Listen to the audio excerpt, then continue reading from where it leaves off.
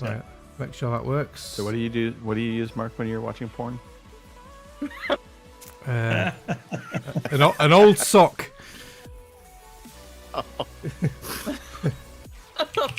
Oh, that's disturbing. Oh, that just went gross very quickly. All right. Well, you asked. Oh, that just went gross. You asked. I did. I said it. I teed it up nicely. Right. I'm ready when you guys are. I suppose I should put up Twitch. Man, we've done All a right. lot of these quizzes. Holy crap. Yes, we have. We have. We're gonna need a reconciliation, all-time scoring. Nope. Yeah, that's the appropriate answer. That is the right answer. Like, All right, let's do this thing. It's 12 on the nose. As they say in the business, run VT. Nope.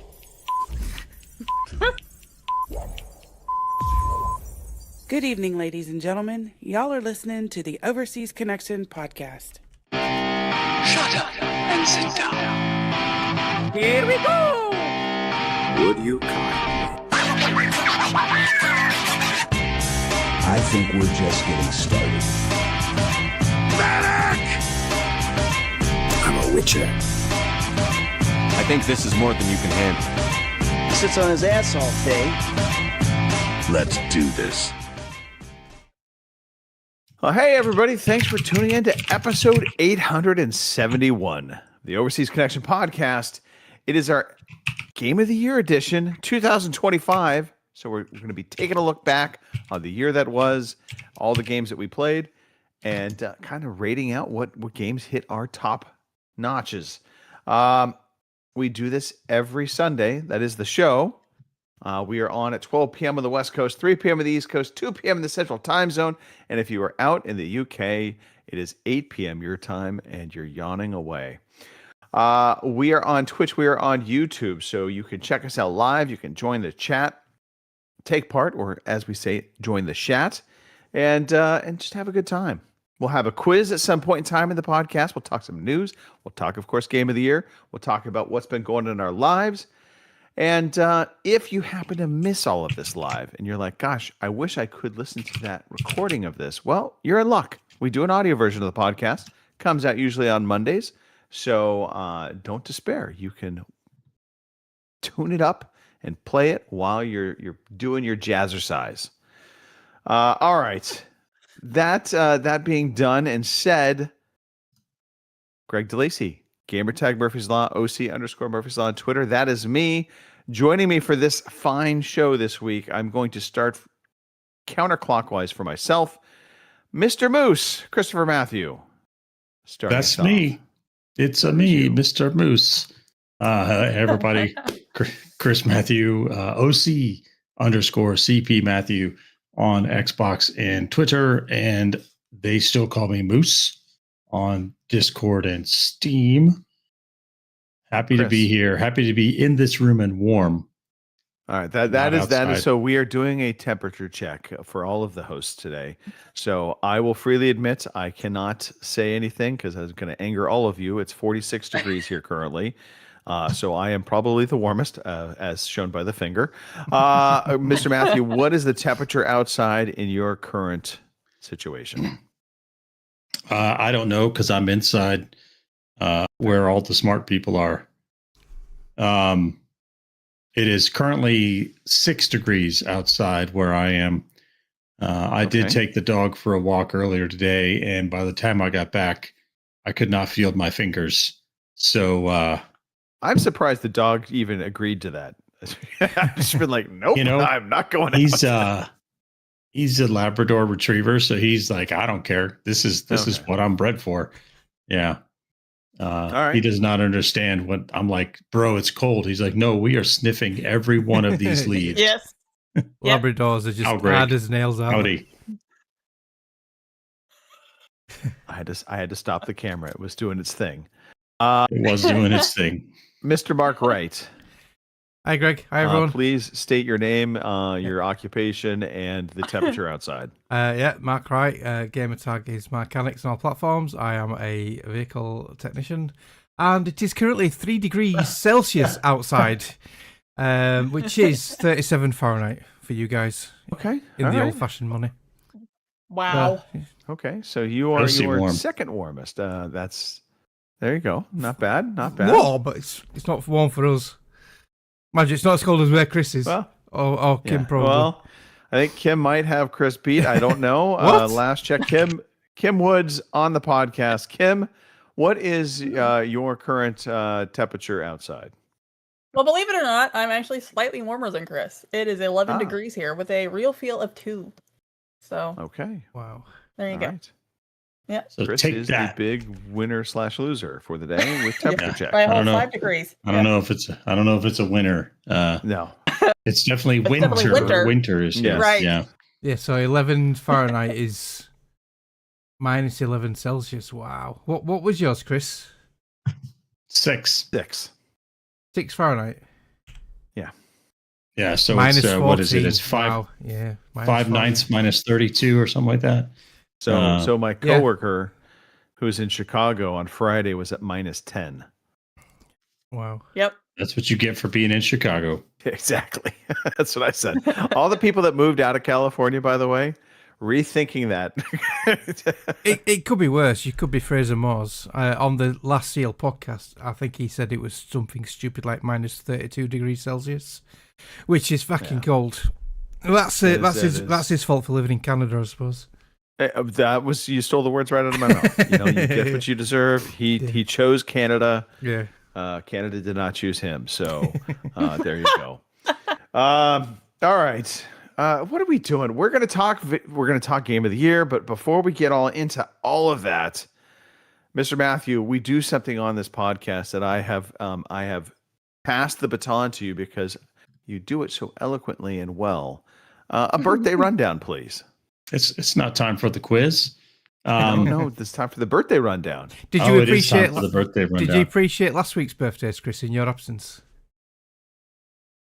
I have a confession to make. You haven't Oh, listened. here we go.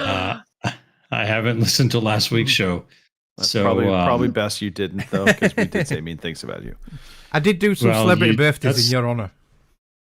I appreciate that. I mean, you say mean things about me to my face, so I can't imagine what you say about me behind my back. Well, With friends like these, as it goes. Yes. And speaking of friends like these, happy birthday to Nate Myers from Lousy at Gaming. And happy birthday to Mark's mom, Barbara Wright, 78 years young. Happy birthday, Aw. Mrs. Wright, as they say. Yeah. She met Mr. Right. There we go. Yep. And happy birthday around the world to Volodymyr Zelensky, turning 48 this week. Alicia Keys, turning 45 this week. The great one, Wayne Gretzky, turning 64. Of star of stage and screen, Rosamund Pike, turning 46 this week. Frodo himself, Elijah Wood, turning 44. And probably most famous for the soundtrack to Disney's Tarzan, Phil Collins, turning 74 this week. He's been waiting for this moment for all his Might life. have to debate you. Don't on the interrupt fact my, that Greg, Tarzan- my jokes, Greg. Don't interrupt my jokes. I have to push back on Tarzan being the most famous thing he did. I mean, obviously, he's much more famous for other things, or Disney would not have selected him to make the Tarzan soundtrack. But if you ask the millennials, right. that's he's synonymous with that movie. I'm just saying. Criminal. I'm just saying. That is a criminal. All right. Do we have a birthday song for all these fine individuals? We certainly do. It's your birthday. It's your birthday. Happy birthday. A nice synchronized Mark, would you like to head sing nod. your mom an actual birthday song? Mark. No, not really. I can't sing for one, and for two, she won't even listen to this. So It's We've only got Hey, 4 song. listeners, and she's one of them. Mark, you got to sing the song. yeah. A birthday. The birthday song is like a fundamental like. Right. Okay. I'll sing a song. All right. You ready? It's your birthday. It's her birthday. Happy birthday. Sounds a bit like a minion. And- There you go. In fairness, I react the same way when somebody wants me to sing karaoke. I will break out birthday song though. I'm not afraid to do the birthday song. So, but no, not now. Maybe at the end of the show. No. All right, let's dive into some story time. Everyone here loves story time, our favorite time of the day. You know, I think my favorite part about like queuing in story time is watching Mark's face and seeing if he was prepared for it or not Yeah. prepared for it. There's a little panic and You like, see me look that down at button. the stream deck. Yes. Oh, which button is it? Where's the button? Yeah. All right. I'm gonna go bottoms up for the list. So, Mark, you are first up. Right. What's been going on? So I've mentioned a few times now about us applying to rehome a doggy, a rescue dog. We lost our Jasper last February, and we feel now it's time we can take on another furry friend to live with us. So we applied back in December for this multi-poo called Diego. We've gone through a bit of a long process, but it's been worth it, and the process has been good because it's vetted us as adopters to make sure we're compatible, our home suitable, etc. And then we've made a payment to the charity for like the admin fee and everything. And today we went all the way up to Middlesbrough, which was about an hour and a half away. Met the family, met the dog, took the dog for a walk, and he really bonded with us. We went for some food while they said their goodbyes when we went back, and we brought him home. So Diego is now our dog, and he's living here with us. And Jenny is absolutely smitten. He's really taken to Jenny, won't leave her side. So I'm really happy about that, because I was quite worried because Jenny wasn't 100% sure, because losing Jasper really hit Jenny. Sure. But she's really bonding with him already, so I'm well happy. Yeah, he's Now, gorgeous. How old is he again? He's 5 years old. So he's Okay. all house trained and everything. He's been neutered. He's got full vet history, which they've given us. And he's a lot smaller than Jasper was. He's same size as my mum's dog. She's got a little Bichon Frise. So yeah, nice little doggy. He's really well mannered, very friendly. He loves cuddles. Hoping for lots of memories over the next few coming years. Okay. All right. Excellent. I will say the term multi-poo. Multi-poo. So, yeah, it's a crossbreed between a Maltese and a poodle. Huh? So, Or a dog that poos multiple times. yeah, or poos Maltesers. So we go for poodle crossbreeds because Jenny has an allergy to dog fur and cat fur, so we couldn't have a Labrador like Chris because the dog sheds and molts, whereas poodle breeds do not. And Jasper was a poodle cross. He was a Pouchon, which is a poodle with a Bichon. That's a lot of poo talk. Yeah, it's a lot of poo. I thought a Pouchon was a French car. That's a Peugeot. We're really happy with him. So yeah, lots of happy memories to be made in the future. I'm talking with all that multi-pooing. Yeah. God, picking up its poo is the worst job ever. Anyway, so talking of the future, from tomorrow is my last working Monday. So yeah, I am so looking forward to going to a 4-day week. Yeah, last Monday tomorrow. Nice. It's been a long time coming because I originally gave a month's notice and then agreed to 2 months' notice to help my boss out. So yeah, it's been 2 months and it's gone pretty quick to be fair. And yeah, tomorrow is my last Monday, so very happy. So excellent. Next week after the show, I can play some Outriders with you guys instead of having to run off to go to bed. Instead of going to bed. Okay, excellent. That's me for this week. All right, Mr. Matthew. Let's have a conversation. What's been going on? it's been a slow couple of weeks. But my oldest runs track, and it's indoor track season. And I don't know if you've ever been to a track meet, but they are forever long.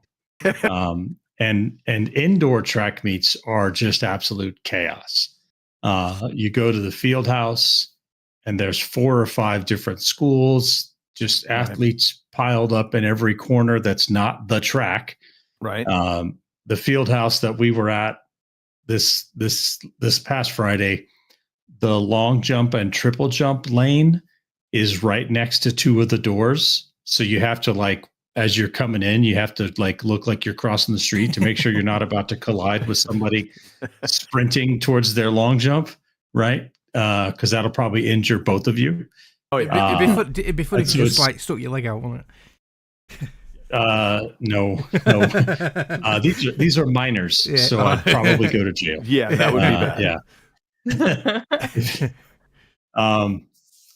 But so of course my son, his 2 events, well, he's got 3 events. He does high jump, which he finally managed to clear the 5-foot high jump this week. So nice. that was a big he's very new to high jumping. He's only been doing it for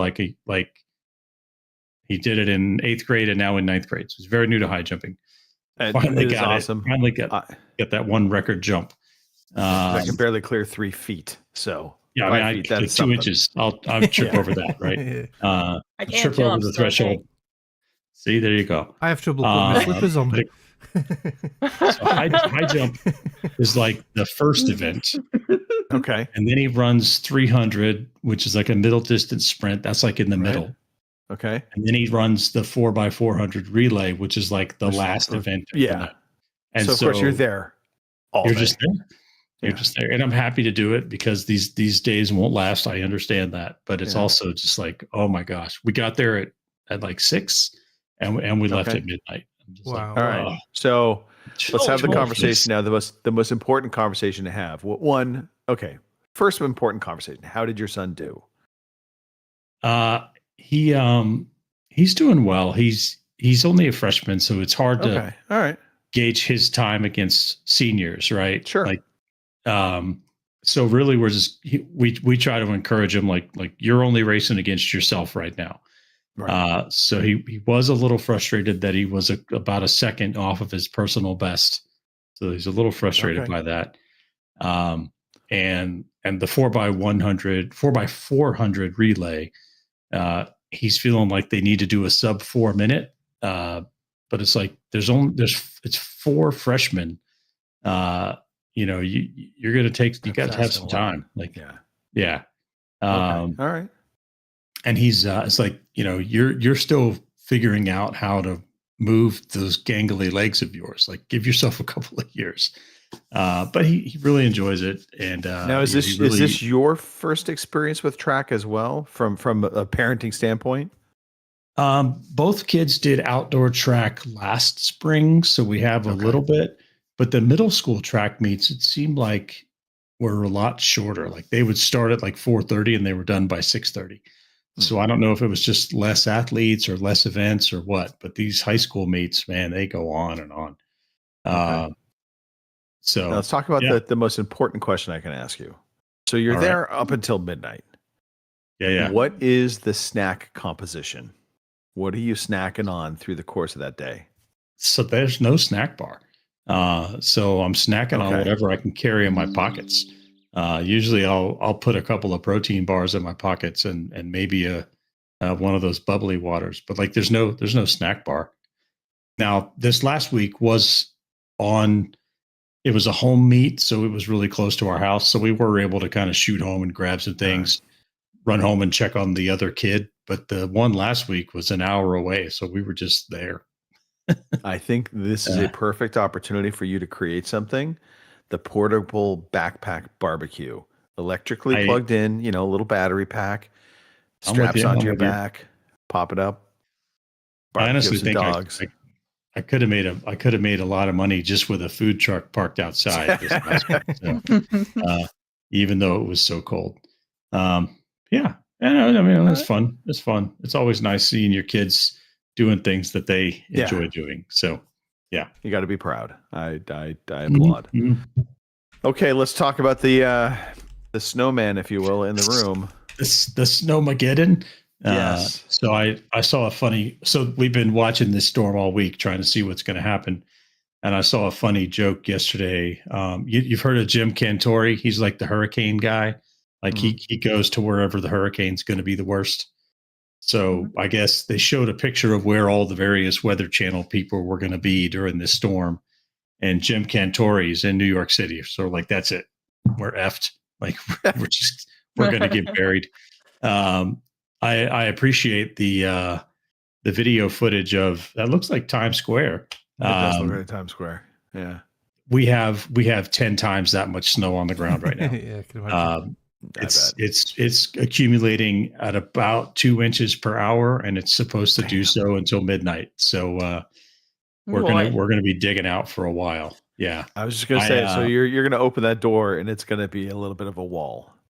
So luckily, we have like an overhang, so the door should be okay. Openable. One of my friends asked me if I was gonna go dig out like in stages, and I was like, nah, man, I'm not going outside. What are you talking about? Like, I've got all-wheel drive. It's a Swedish car. It's meant for this kind of weather. I'm just going to drive it. We're going to see how we do. But yeah, it's kind of the way things go around here. Both the kids' schools already been canceled tomorrow. Classes on campus have been canceled for tomorrow. So we're just gonna batten down the hatches and drink some hot toddies is what we're going to do. That's how we're going to weather out this storm. Okay. Now you mentioned Swedish car, so I drive a Volvo. I was just gonna say I'm on Volvo. Yeah. You at one point had a Corvette. I imagine it would not fare well in this weather. No, the Corvette definitely stayed in the garage when it was snowing. Yeah, maybe 5-6 years ago, I had the Corvette and I had my pickup truck. The pickup truck had a minor mechanical issue, but they wanted like $3,000 to fix it. I was like, no, thank you. So I sold the pickup truck to CarMax. And then I was like, well, I need something that I can fit the kids in. So I sold the Corvette and I bought this Volvo sedan, which I really like. It's a nice car. That's a beautiful cathedral, by the way, there in New York City. St. Michael's, I think. Anyway, yeah, so Snowmageddon, it's here. We'll see how long it takes us to get dug out. Just to the right there is the flagship Lego store on Fifth Avenue, by the way. Lots of cool stuff in there. Yeah. All right. Awesome. Excellent video, Mark. Excellent video. Yes. Well done, Mark. Now, Mark, can you please bring up a video of just snow? What? Kim, let's talk about what's been going on with you. Well, as was previously discussed, we are also surviving the winter weather that is blowing through. Although I have to say, I'm a little better off than even Chris because we're like north of all the big bad stuff. So while yes, it got cold here, I think we've might got 3 or 4 inches of snow. So we're not gonna have to worry about digging out or anything like that. But it was cold because Saturday morning at like 8 o'clock, the real feel was negative 34. So it was, and even earlier, or even later in the day when I went out to do chores, even with my insulated gloves and stocking cap and the whole 9 yards, I could not feel my fingers and I couldn't feel my face like at all. So it was definitely cold. But Mark, by the way, has brought up the appropriate imaging that in my head, anytime I think about snow for you, Kim, I actually think about that opening sequence of Red Dead Redemption. When you're going up through the snow. Yeah. Right. Yeah. It has happened. I'm not gonna bullshit. We have had years like that, but so far this year it's not been quite that bad. So knock on wood, because I hate winter. So yeah, I live in Missouri. Go figure. So it's been good. So I don't know. I think we have a few more days of it kind of being cold, and then I think I'm gonna say warm up, but it's still gonna be probably teens and 20s. But compared to what it's been, it's gonna be warmer. So we'll see what happens. Other than that, it's kind of. When I used to live in Kansas, 20 years ago or so, and one winter we got an ice storm that put like an inch of ice on all the streets, and so everything kind of shut down. And then we're like, all right, it's time to go dig out. But then we had another ice storm, and then we're like, all right, now maybe, nope, another ice storm. And so it was like 6 Right. days of just ice storms. And then we finally were able to get out of the house. It was like snow. I love snow. I'll go drive in the snow, walk around in the Right. snow. But ice, Ice? no, thank you. No.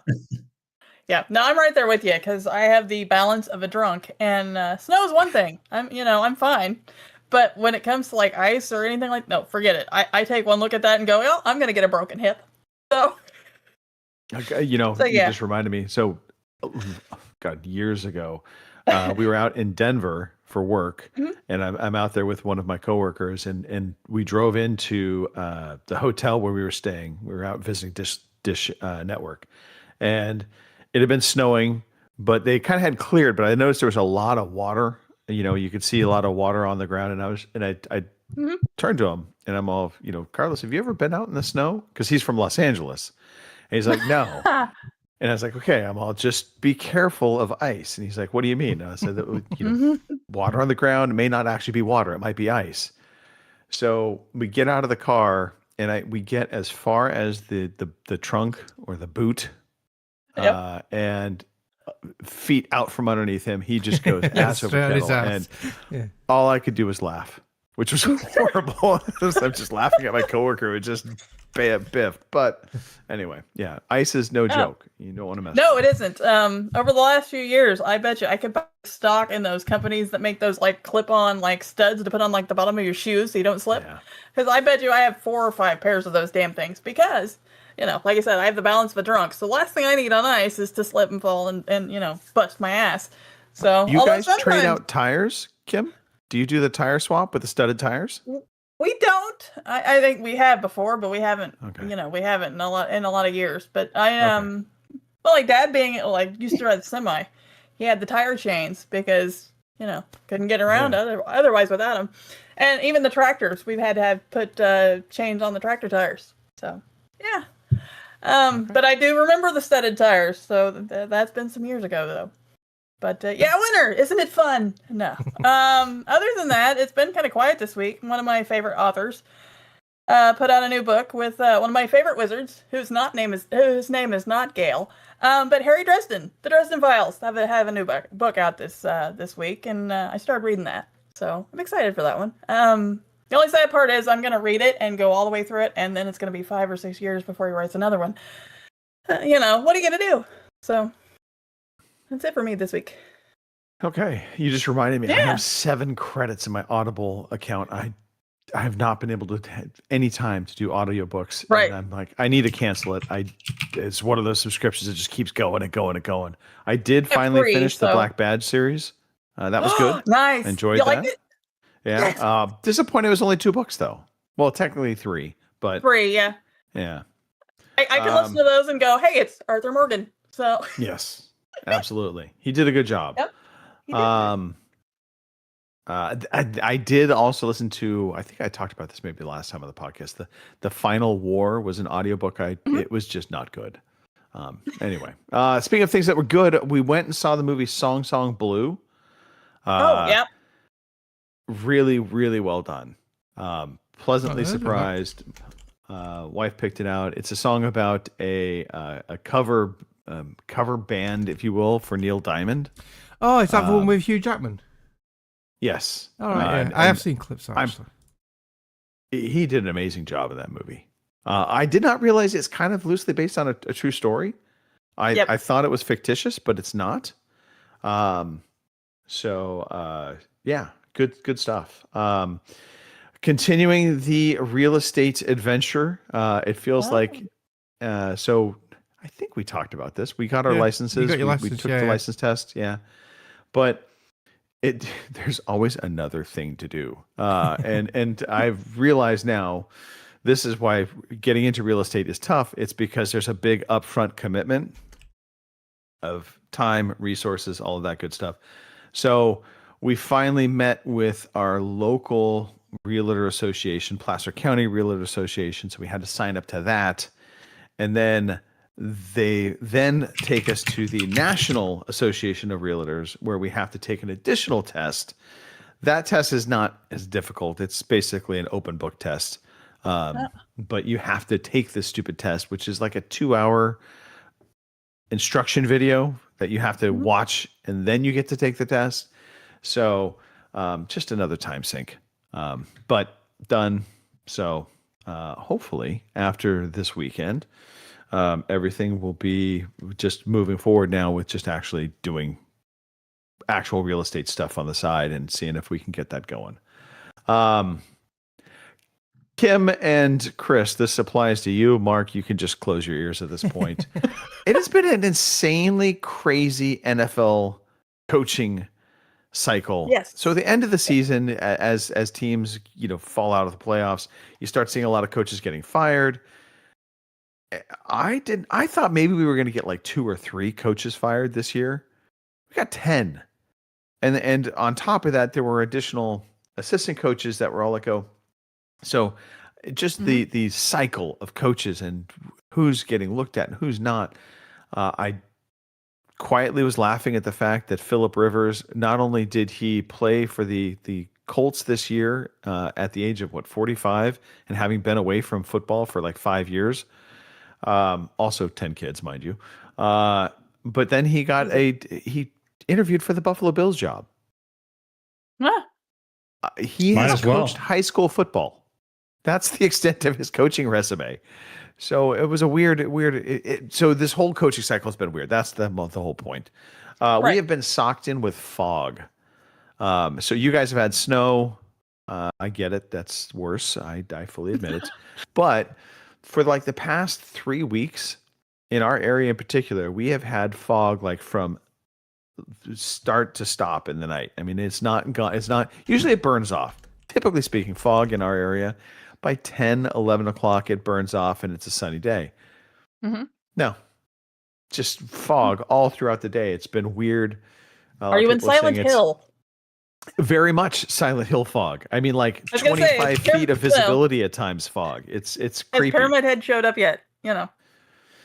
Just make sure you don't hear the white noise on the radio, and you're in trouble.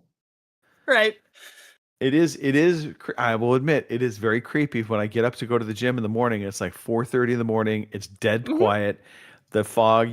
So we have an open field out to the end of our cul-de-sac, and so we can just see out into the farmland. Blah blah blah. Nothing. It's just like this wall of white, and something's out there. Right. So yeah. Every time in the morning, I make up stories in my head as I'm going to work. At last but not least, Mark, I watched episode 2 of Fallout. You're crazy, dude. This series is good. I'm enjoying it. I didn't rate episode 2. You're way behind. Aren't they on like episode 6? Yeah. Oh, yeah. I was waiting for all the episodes to come out. I didn't want to be waiting week after week after week. So... Yeah, I didn't think it was good as the first season. I think it's hard to live up to the first season just because I think the first season got a lot of credit for being so true to the IP. Like even if the story wasn't all that interesting, they were so true to the environment, the music selection, the props, all of that was so good that when it comes time to make season 2, now you got to tell a good story because that grace has been used up. I think we're trying to tell too many stories. I think we're trying to put too much into it. There's too many storylines for me. So that's a Fallout game, right? Well, yeah. But this isn't a game. I love how this isn't like a 60 to 80 hour game. This is a TV series. I mean, Mark, come on, Mark. Hey, Mark's just old and can't remember things. Exactly. I ain't saying it's bad. I am enjoying it, but I think season 2 they're trying to put too much into it. I think a lot of these really threads are enjoy going to merge, but I could how self-referential it all is. Like they keep making jokes over and over again about getting distracted by side quests, and I just think that's like that running joke cracks me up every time it comes up. I will say this, and this is just from my personal experiences playing in Fallout games. I know, and maybe I'm totally incorrect, but I believe in previous Fallout games you could play as a ghoul.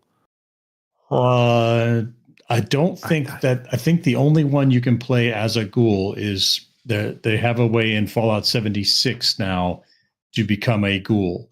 I mean, in Fallout 3, you're the lone wanderer from Vault 101. In Fallout 4, you're the lone survivor from Vault 111. Fallout New Vegas, you're the courier. So, yeah. So, but back to the show. You know, the ghouls have always been, in my eyes, obviously an enemy type, right? I rarely have ever looked at ghouls as being anything other than something I need to kill. Seeing Walter Goggins' character being this like anti-hero, that's really what he is, right? He's kind of an anti-hero character, but I love it, and I cannot get enough of him in this show. So, no, I think it's great, and I think you're right. I think they're going to bring the threads back together. Eventually, we're going to get Maximus and the Ghoul and Lucy back together somehow. That's kind of where they're going. I actually find the flashback sequences to be the most interesting part of the show. Yeah. Where they kind of talk about the what happened before the war. I actually kind of find that to be the most interesting part of the show.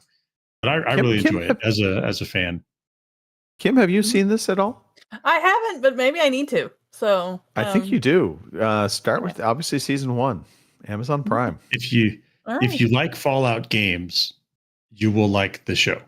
Right. I would even say if you like games, you'll like the show because fair. I don't think you need to be a Fallout fan to like the show, but I think it's enhanced by being a gamer and then knowing kind of those little innuendo things that they do. Right. Anyway. All right. That's it for me. That's it. That's done. Just Mark is crazy. I just want to get that out there. Well, we knew that. Yeah. I was gonna say, that was a given. I did actually check the questions from Discord. Shocker, I know. I did not see any posted, so I think we can move on. I don't think we need to. Well, maybe we do. Do we have anything to talk about, Kim? Well, Epic, because Epic, of course, is new every week, so I can. Well, let's talk about the games we get for free that we get to pay for. Alrighty, for your Epic games this week, from now until the 29th, we have Wrestler, which I picked up because apparently it's Grand Theft Auto in medieval times. So, okay, I'll try it. And then from the 29th to February 5th, we have Definitely Not Fried Chicken. So, don't know what it's about, but it's definitely not fried chicken. So there you go. We call that chicken fried steak. Right? Yeah. I never understood what chicken fried steak was, and then I actually had to make it when I was working as a prep cook at a restaurant, and I was like, this has nothing to do with chicken. Did you taste it? Did you like it? Oh yeah, chicken fried steak is awesome. Yeah. It's a bit when it's done right. When it's done right. But yeah. I mean, it's called chicken fried steak because you fry. It's a steak that you fry in the manner that you would fry a chicken. Yes. You're welcome. Now I'm hungry. This is awesome. Right? Okay. Now I want chicken fried steak. Damn it. Yeah. A little gravy. Oh yeah. Right. Some biscuits on the side. Now we're talking. Oh, there you go. Oh boy. I've just grabbed Rustler. It actually says Grand Theft Horses. Exactly. So Rustler Grand Theft Horse. Yeah. But it's a weird name if it is in fact like medieval times, because Rustler to me, I think Midwest horse rustler. Rustler. Yeah, that's what I thought too. It looked like Midwest, but I don't know. I just saw a little glimpse, and it's like the Bully type graphics. Remember the Bully games? Okay, all right. That leads us into what we are currently playing. Mm-hmm. It's game time. Today I feel like playing computer games. It's game time. Well done. All right. I will start off. I've been playing a little bit of Star Wars Outlaws. That's the game I'll talk about this week. Mm-hmm. I am enjoying my time with Star Wars Outlaws. It's not perfect. It does have a couple things that bug me. Some of the map direction stuff, or the compass, I guess is maybe the better way to put it. It's just not always clear. And there's some quirkiness to some of the movement. Mm-hmm. Beyond that, I very much have been enjoying it. So I'm not super far into it, but I like what I played so far. Graphically, it looks good. You have to play this one, I think, deliberately. Like you want to take some time and explore. I don't know how big of a Star Wars fan you are. I love Star Wars. If you ask me what's my favorite IP, like Star Wars, don't even have to think about it. Mm-hmm. And they put enough.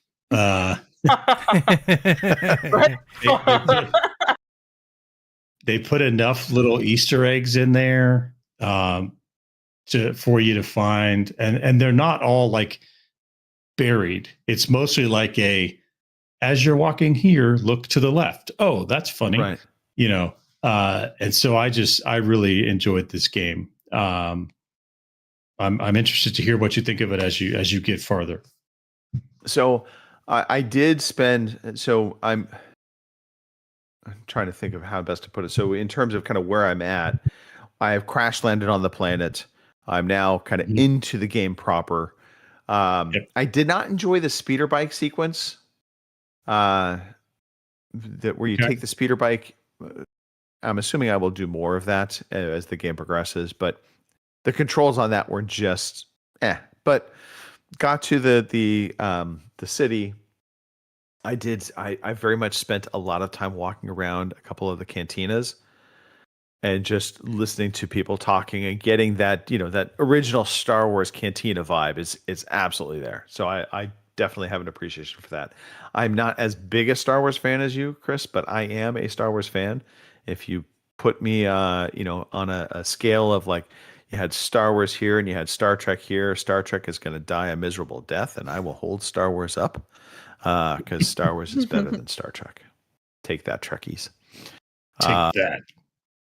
Although I will give the newer Star Treks some latitude. They were actually pretty good. I was not a big fan of the James Kirk, William Shatner Star Wars kind of or Star Trek remakes. Yeah, Next Generation not remakes, kicked but, it off for me. yeah. I love Next Generation.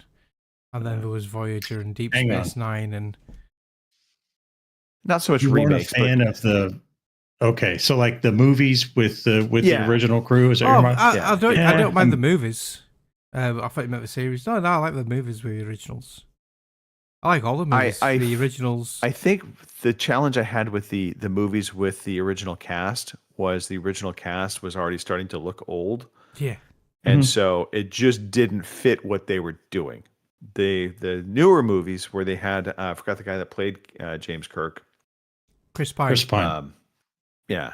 I very much like those. I thought they were good. And I thought they did a really good job of kind of capturing the exploration kind of notion of Star Trek, but still Star Wars is better. Anyway, that's it. That's it. I will continue to play Star Wars Outlaws. I will report back as I get further into the game. I also will say that just real fast, the companion, not as annoying as I thought it was going to be. I really don't like games that give you a companion to have to, like the dog in Fable 2. Mm-hmm. Hated that. Hated the dog. Yeah. Don't give me some dumb animal companion. I don't want that. Full stop. Okay, I'm done. Rant over. Kim, what have you been playing? Played some more Winterboro. Got a little further in that. I can finally now get to the owl or I don't even know what the hell it was now that kidnapped my aunt. So now I can go find her and get her back. I don't know. I still started up, play 15, 20 minutes or whatever until I get, whatever. And it's still fun for me. And it's on Game Pass. So, if you enjoy those little, I don't know what you would call it necessarily. It's not like a sim game or something, but you go in, you can craft things, and which is weird. It makes it like a Mark game, I guess. But anyway, I'm enjoying it. Like I said, it's on Game Pass. You want to give it a shot. You're a little mouse building your burrow and apparently rescuing your aunt because she gets kidnapped by some animal that I can't remember. I think it was an owl, but it might have been an eagle. It might have been a raccoon. I don't remember. And that's terrible. There's a lot of difference between those. I know, right? It's a pretty significant difference, but okay. It could have been a bear. I don't know. I forgot. Yeah. don't know. I don't know. It's been a while since you got kidnapped, and I was off doing other things, and now I've forgotten. Anyway, Kidnapped by a whale shark. It could have been. Fuck, I don't know. Other than that, I'm still plugging along at Divinity Original Sin 2. Of course and I feel like we're lost, in the show Lost, because we're still on the island. But we're only like a level 2 or a level 3, and you can't actually get off the island, I don't think, till level 5. So we're gonna be at it for a while. But we're still picking up side quests. So that's a plus, because for a while there we were just kind of running around willy-nilly trying to figure out what the hell we were supposed to do. Right. I enjoy it. I don't know. I didn't pick it up as easy as I did Baldur's Gate 3. And, the character management system's a little clunky. Now, I mean, I'm sure when the game first came out, it was awesome, and it was no problem. But for me, it's a little, I don't know, it's a little clunky. For me, Baldur's Gate 3, it's a lot easier to manage your companions, like their armor and the weapons and health potions and that sort of thing. This is a little, I don't know, it's a little harder for me to get a grasp on, but I'm working on it, so I'm sticking with it. That kind of makes sense if you think about it. Right. Because you're actually playing these kind of in reverse order. So Baldur's Gate 3 is kind of their master class. They kind of perfected everything into that game. Whereas Divinity Original Sin 2, they still were working on some of the mechanics and they hadn't just quite got there yet. Exactly. But, I'm still enjoying it, and I've managed to keep the cat alive. Unlike Greg, I like, companion animals, but, whatever. So, I don't know. I'm having fun with it. We'll see how it goes. And I did manage to talk Major Revenge, John Mouse, into playing Baldur's Gate 3. So, between me and Mark both, it was kind of a team effort, but we did finally get him talked into actually trying Baldur's Gate 3. So, we'll see how it goes. That's it for me. All right. Yep. Mark, let's talk about reorganizing your base. Yeah, so the very little bit of gaming I have done this week has been on Star Rupture. I've had a few hours, a couple of nights this week. So I've reorganized my base. So because the first time I played it, I wasn't sure what was going on and everything. All the sort of like fabricators and smelters were all in like different places, and all the rails connected them were all over the shot, and it looked a right mess. I completely dismantled the whole lot, and I've started from scratch again, and I've got the ore refineries extractors straight into some storage devices, then they feed into a line behind them, the smelters, and then behind them they have more storage to store them, and then behind them I've got the fabricators, then more storage devices, so it's all nice and neat, and all the lines are all organised. You could say it's a bit OCD-ish. Probably is. You could say this, probably. Yeah. Yeah. I'll have to. I've got some footage on Steam somewhere. I'll have to download it and put it up on YouTube and on the Discord and for next week. But I'm in the process of that. I just run out of time. So my next stage now is doing I can't remember calling it. I think the little factory units where you got 3 ingredients going into it to make one thing.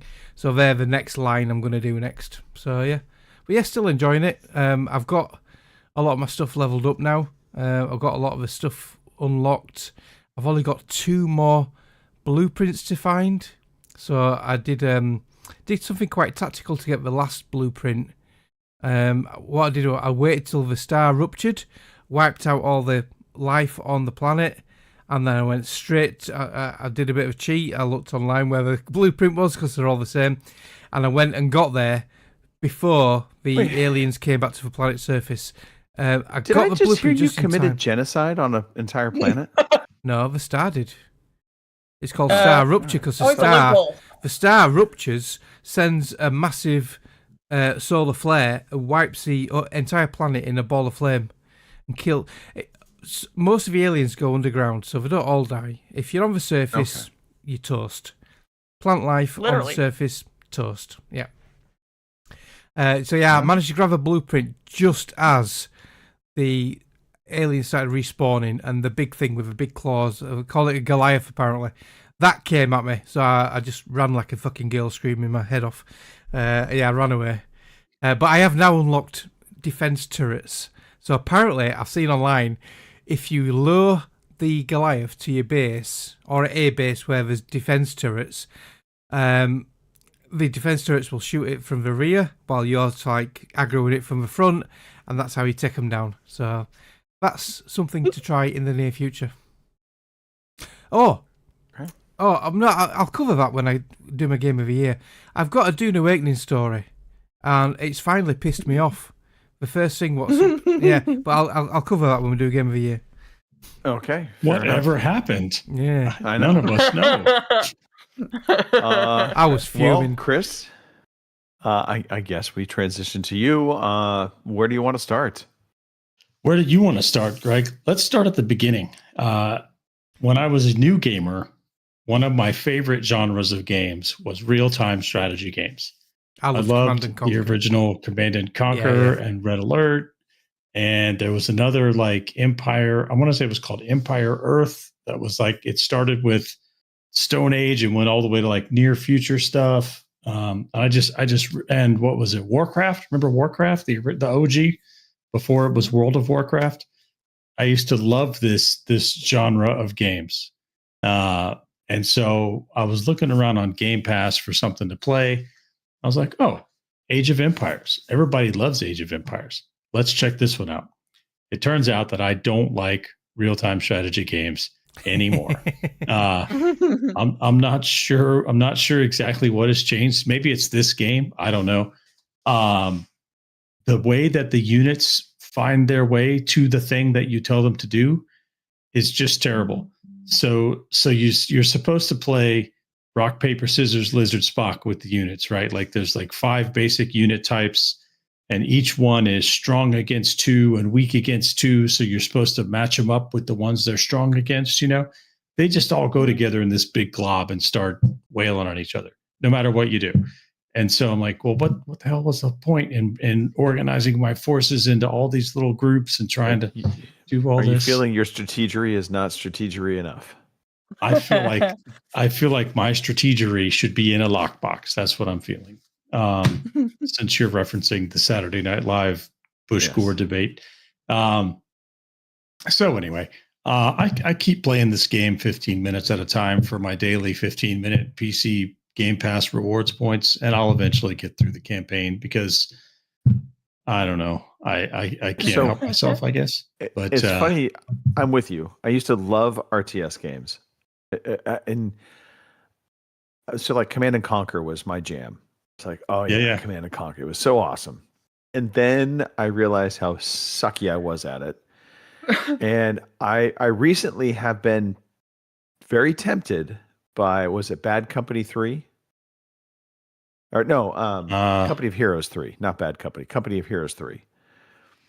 That sounds right. Because Company of Heroes 3 has the ability to stop time and issue orders and then go. All right. So they kind of added a little bit of a turn-based element to it. But from all I can read and see, it doesn't necessarily feel like it totally works that way. And so it just stops me short of like buying this game. Every time I look at it, I'm like, oh, maybe, but no. Also, I've never heard of Rock, Paper, Scissors, Lizard, Spock. Have you ever watched The Big Bang Theory, the sitcom? Yeah, but I somehow missed that. That was their version of Rock, Paper, Scissors. Rock, Paper, Scissors, Lizard, Spock. And then they go through this whole rule set where each thing beats 2 things, but is also beaten by 2 other things. So anyway, but yeah, I love the show. Like but the lizard, what's the sign for lizard? Oh, I don't. I'd have to look it up. Okay. But okay. But yeah, they have this whole rule set of what beats what for rock, paper, scissors, lizard, Spock. Now, I will say about Age of Empires 4 is it's not all bad. I do like that the campaign kind of follows some historical campaigns. Okay. The transitions from mission to mission are interesting because what they've done is they've taken some. So right now I'm in the Norman campaign, so it's all about 11th century England, right? Kind of. Okay. And so what they've done is they've taken some stock footage of the locations in modern day, a lot of which still have these 11th century castles standing. Mm-hmm. And they kind of overlay some animation of the medieval units moving around on this modern footage. So it is kind of interesting. I do enjoy it from that aspect. The gameplay, maybe I'm just doing something wrong, but sometimes I find the actual battle a little frustrating. It mostly amounts to build as many troops as you can and send your blob of troops to defeat their blob of troops. In fairness, though, I think that is how it went back in those days. It probably was. I definitely, when I played Command and Conquer 3, it was always about get 12 mammoth tanks, rank them all up to rank 3, and then just roll over the bad guys, right? So yeah, you're right. It's I'm probably looking back on some of those older games through rose tinted glasses. Yeah. So Age of Empires, rose tinted glasses. Rise of the Tomb Raider. Rise of the Tomb Raider, which is the second of what I've learned the Tomb Raider fans call the Survivor trilogy. So you had the Tomb Raider reboot in 2013. Right. Yep. And then you had this game in 2016. And I want to say Shadow of the Tomb Raider maybe in 2019, which I will play next. I've really enjoyed it. I really enjoyed the 2013 reboot. And so I recently was looking for something on Game Pass to finish out my monthly Game Pass 8-pack. And I loaded this one up, and to my surprise, when I loaded it up, there was an existing save file. I was like, oh, I didn't realize I played this game before. I had gotten just through the tutorial and had not unlocked any achievements. And so I decided to go ahead and start playing it. The story is typical Tomb Raider story, which always reminds me of Indiana Jones. Starts off very mundane, and then you always dive into something supernatural. And so I'm always kind of reminded of those Indiana Jones kind of serials, which isn't a bad thing. I think it's great. So the story's kind of interesting, a little predictable, kind of interesting. The gameplay's fun. It's got a lot of sections where you're in stealth and you can kind of sneak through, or you can sneak stealth attack the enemies. There's some places where it forces you out of stealth. It's less interesting in those areas. It's more fun when you can plan your way through. But you know, those parts are not the majority of the game. Yeah, I think if I was going to be critical of the Tomb Raiders, the Tomb Raider reboot series, is that I felt like they really got away from the original Tomb Raider kind of intentions and really leaned more into the Uncharted angle of it, because it ultimately becomes a bit of a murder simulator. You do have a lot of bad guys that you're shooting. You do have a lot of bad guys to wade through. The puzzles are a little more accessible than I remember from the Tomb Raider games of the 90s. I remember some of those, just looking at it, and I was just like, I have no idea what I'm supposed to do. In this one, you can push a button and it'll kind of highlight important things around you. And if you just kind of stare at it long enough, Laura will break the fourth wall and she'll say, oh, I think I can use that thing. So you get a little help. But overall, I've enjoyed the game. As an achievement hunter, I'm a little frustrated with some of the achievements not working. So two in particular, there's one for killing an animal with an explosive. So in this game, you have to gather ingredients and craft your equipment, right? So you need animal skins, or you need all, different stuff. And so I have, I don't know how many times, used an explosive arrow on an animal and nothing has happened. No achievement. And then the other one is you have to melee an enemy with a bottle. And I have snuck up on 5 or 6 enemies and stabbed them with a bottle and nothing. So I'm a little frustrated by that. All the other achievements seem to be working. So I don't know. I don't know what's up with those two. But that's really my only complaint with the game. Otherwise, I think it's been really enjoyable. And I'm looking forward to Shadow of the Tomb Raider up next. Yeah. PETA will be calling you about murdering animals with explosives. They're pretend animals. I don't think they care, ironically. PETA gets upset about all of that. That's fair. They can take it up with Square Enix and Crystal Dynamics. Yes. They can take it up with them. Last but not least, last but not little least, Arc Raider action going on. I also played quite a bit of it this past week. I didn't want to talk about it though, for some obvious reasons. Well, I'll be quick with Arc Raiders because we've talked about it a lot. The trials this week, I've been enjoying the trials. I've gotten 3 stars on 4 of the 5. Okay. The last one being damage to queens and matriarchs. I thought I had it. I loaded up and I used the little, not the zip line, but the handheld snap line or whatever. Yeah, snap hook. Right. Got on top of the matriarch, put down 2 deadlines, and successfully got back to the ground without dying and got back in cover. And I had my 3 stars and I was like, yay. And then a Bastion came and downed me. And everybody around me was like, dude, I'm sorry, I don't have any defibs. I was like, yeah, I get it. And so I just had to leave that round. And of course, if you don't extract, you don't get any points. That was actually my question. So extraction is key for the points. Yes. And then just before the show, I decided to do one more try at the matriarch to see if I could get this 3 stars. I didn't, because everybody was after the matriarch and she was dead before I could get there. But as I was running to extract, I saw the elevator and I heard the deadline noise, the little ring that it makes. And then it exploded and just like 8 Raider flares. Oh, wow. I was like, oh man, damn. I thought that was only a YouTube thing. So I went to a different elevator. I was like, I'm not going over there. Yeah, some dirty rat in a corner somewhere. Yeah. But that almost feels like that's a moment where you duck down, you just kind of lay low, and you just watch for the rat to go in there, and then you have an opportunity to kill the rat. Mop up afterwards. Let the rat get out and then mop up all the leftovers. Yeah.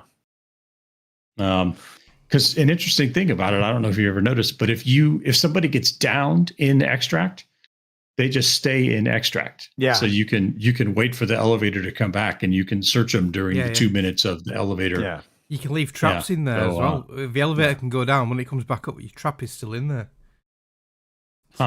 If you're alive. Yeah. Mark is teaching us all how to be a rat. What have you been up to, Mark? Yeah, I know. Yeah. Mark? I've been watching Matt Nation. Now we know. Yeah, Empower. He posted a bit of a ratty thing, didn't he?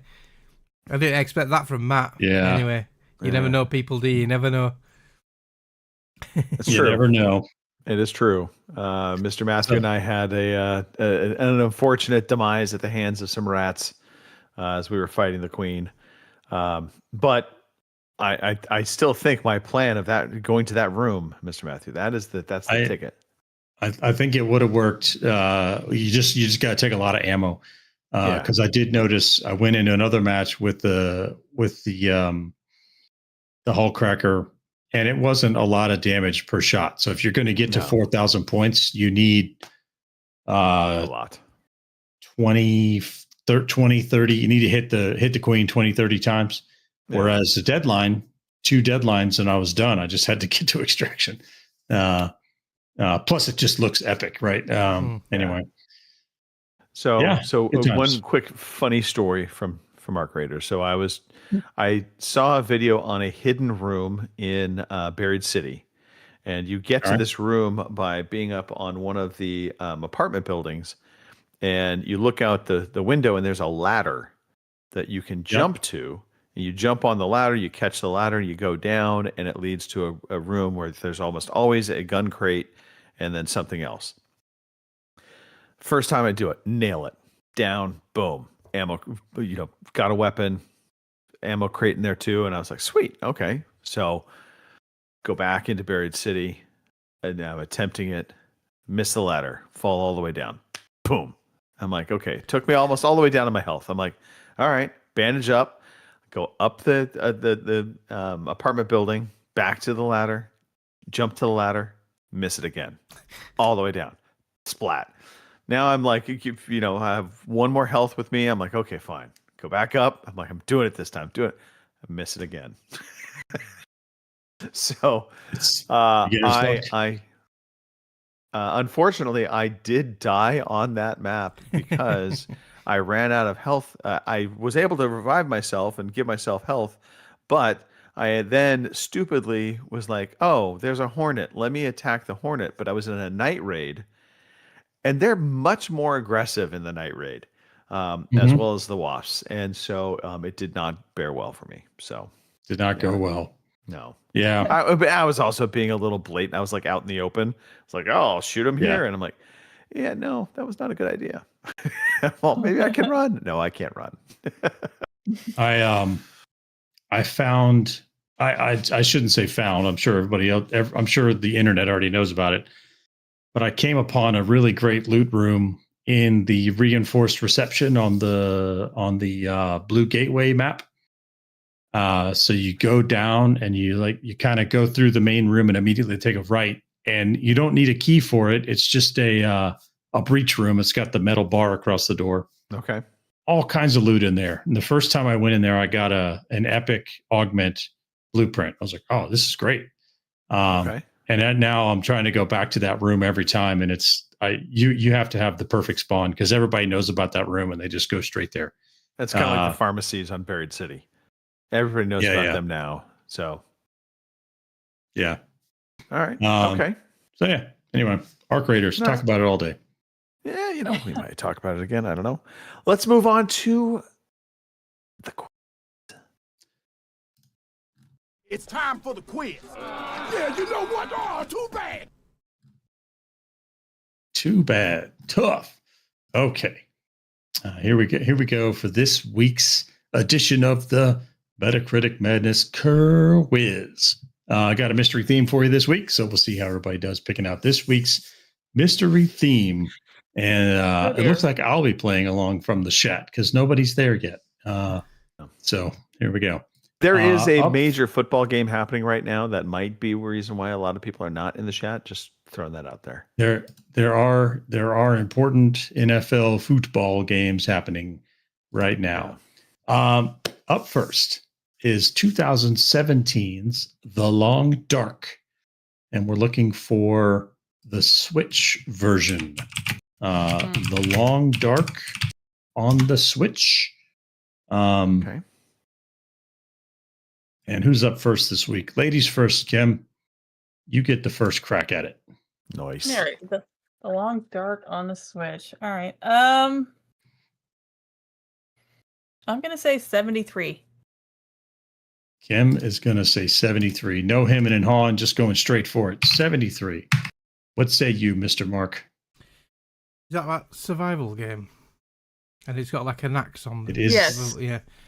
It is, in fact, a survival game. I don't really know much about it, to be honest. So I'm going to say 75. Mark's going to say 75. Greg?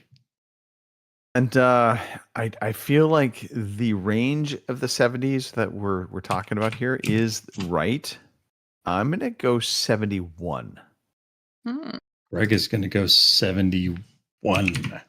I do like that you've all put yourselves on odd numbers. It's good. The actual answer is 76. So, well done, Mark. Ooh. 76. I'd have to look up and see how the other versions did. The Switch versions, you never know, right? They're always when that was the thing that's not made. I was going to say that was what made me think it was not going to score well. Notoriously, anything ported to the Switch does not do well. Although in defense of this game, it seems to have been the lowest score was the PlayStation 4 version, which was 75, and the highest was the PC version, which was 77. So it seemed to be pretty consistent across the board. Okay. Up next, I think everybody's familiar with this game, or at least the original, this Metro Exodus from 2019. And we are looking at the PC version. And so in this round, Mark gets to go first. Metro Exodus. So the Metro games were quite well received. I've not played Exodus. I played the first Metro 2033. I'd say they're a pretty decent game, so I reckon it's fared pretty well. I'd say 78. Fared pretty well and then gives it a 78. 78. 78 is not bad. All right. Greg? I'm going to go 85. I feel like this scored well, but not as much as the original Metro game. So 85 feels about right. All right. Based on Kim's body language, I think you took her guess. So, Kim, are you going to go up or down? It's possible. Yeah. I'm gonna go 87. Kim's going to go 87. You should have gone the other way, Kim. It was 82. I figured. Damn it! 82 was the correct answer. I was So, thinking it's a 83, close- but I didn't. It's a close quiz. After 2 rounds, Mark is ahead by 3 points, and Greg and Kim are tied. So, with two rounds to go, it's still anybody's game. I know you're all familiar with this one. Xbox. This is 2010's Alan Wake on the Xbox 360, and Greg gets to go first this round. Ooh. So obviously this is a classic. This was a media darling to a degree. Mm-hmm. But on the Xbox, I want to say 89. I feel like this is one of those games everybody thought should have been in the 90s, but it didn't quite get there. All right. Greg says 89, which brings us around the horn to Kim. All right, 89. I'm going to say 86. Kim says 86. And for the final word in round 3 is Mr. Mark. I'm one of the rare people who didn't really like this game much. It was okay, but it has some stupid things in it. Like fighting a fucking JCB and that stupid whirlwind at the end. I won't let it go. It's like Greg with his knives and forks in fucking Last of Us. Knife blocks. But I think critically, I think it did well. What was Kim's and Greg's? Greg said 75. 89 and Kim said 86. Greg, no cheating. Fuck. I think it actually might be sandwiched between the two, so I'm going to say 87. Mark's going to say 87. All of you, very generous. It was actually 83. Ooh, yeah. Wow. 83 really? on the Xbox 360. I thought that would have been higher as well. Yeah. And closing out regulation, we're gonna come back around to Kim, and this is 2018's Frostpunk on the PlayStation 4. Okay. Frostpunk. I think this is one of the ones I tried to play, but it's more of a fill game, so I didn't get very far with Definitely it. Phil game. It's definitely a philism game. More of a fill game. All right. I'm not sure what that Definitely. means, but we'll go Mr. with Olsen, Mr. Olsen, Mr. Filthy. It's a philism. Oh. He loves these sort of I games. assume city builder real time strategy. Yeah. That's Yes. philism. All right. Well, Right, so I knew what you meant by fill. I just All didn't right. know what you meant by a fill game. Yeah. It's okay. Gotcha. We gave Kim Alrighty, some I'm gonna- time to think. So Yeah, I'm going to say Didn't help 85. Kim is going to say 85. Mark? Yeah, it is. I think it did pretty well.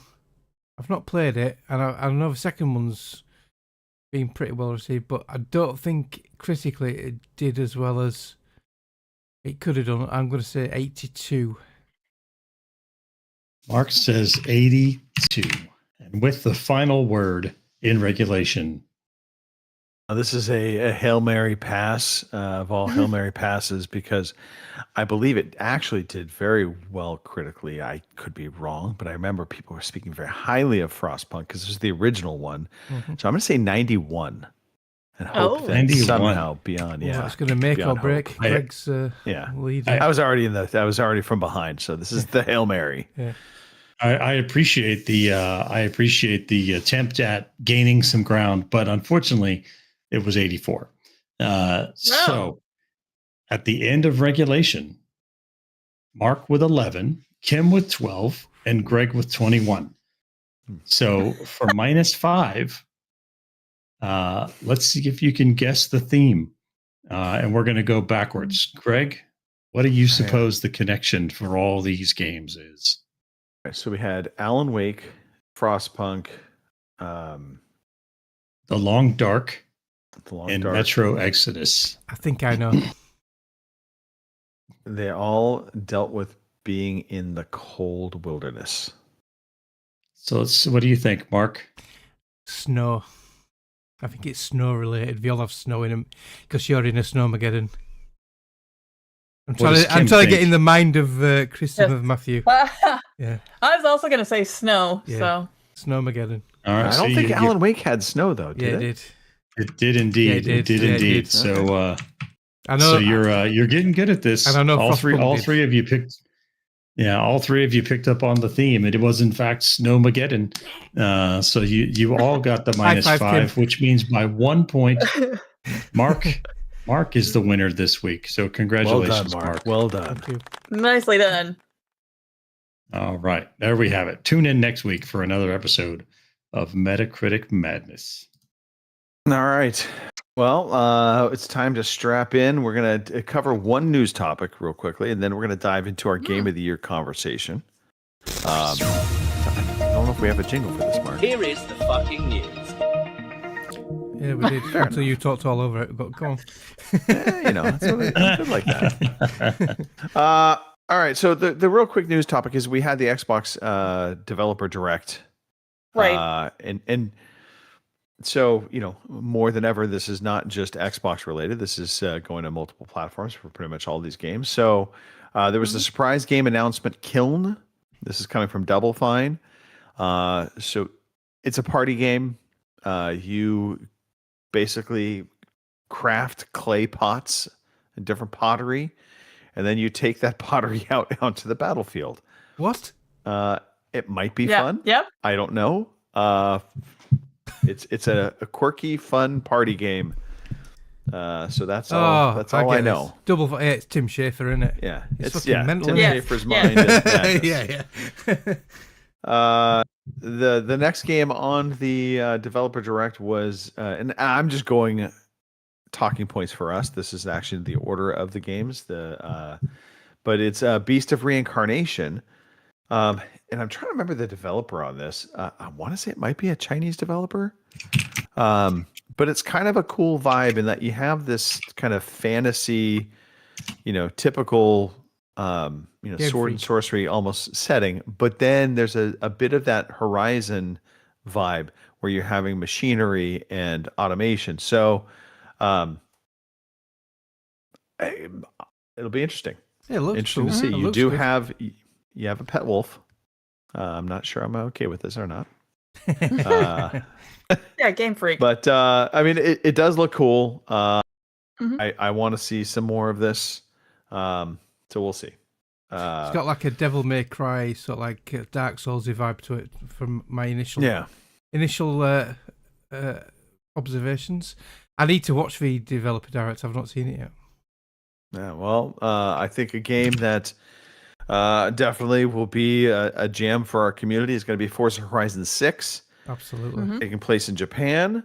Japan. And Japan. I mean, it's more Forza Horizon. It looks great. Yeah, it looks amazing. I think this, of all of the settings for Forza Horizon games, is probably the most on point. Just kind of the drifting, the car culture. Japan is all about that. I am kind of curious. They do have some of the off-road stuff happening again within the game as well. So I saw some like buggies in there. So I loved that in the last game. They kind of leaned into that a little bit more. That was my favorite, actually. Yeah, so I want to see more of the kind of jumping, mud puddling, and just hijinks from that respect. Cool things they've done in this game: the delivery area where you can decal your car up. They've added window decals. Ooh. Minor thing, but it's kind of a cool thing. So you could put decals onto the windows of the car. I can't wait to see the person that first just stickers over their entire front windshield. Challenge accepted. Anyway, he sold the windshield. Ricky Bobby never met a sponsor he wouldn't push. And then the developer direct, the game that everybody is talking about, Fable, and it looks fantastic. Couple things that they did kind of announce within the game. I remember when Fable was first announced. Dear God, I don't even want to call it fanboy, just unadjusted male adolescent was angry over the fact that the Fable character was a not so pretty female. Right. And everybody was like, "Oh, you got to play as this character. It's not Fable." Blah blah blah. Well, lo and behold, you can customize and create your own characters. So there is a lot of customization to it. They have done a lot of odes to the original Fable. I saw the trailer of kicking a chicken. Yep, you kicking the chicken. You'll have relationships. You'll be able to have families. All of that, and it is a large open world. So you'll be able to kind of, if you see it, you can go to a kind of situation. I cannot wait for this game. It looks fantastic. Did they give a release date? Autumn. Oh, right, okay. Or fall for the real people. Right. Fall for the pretenders.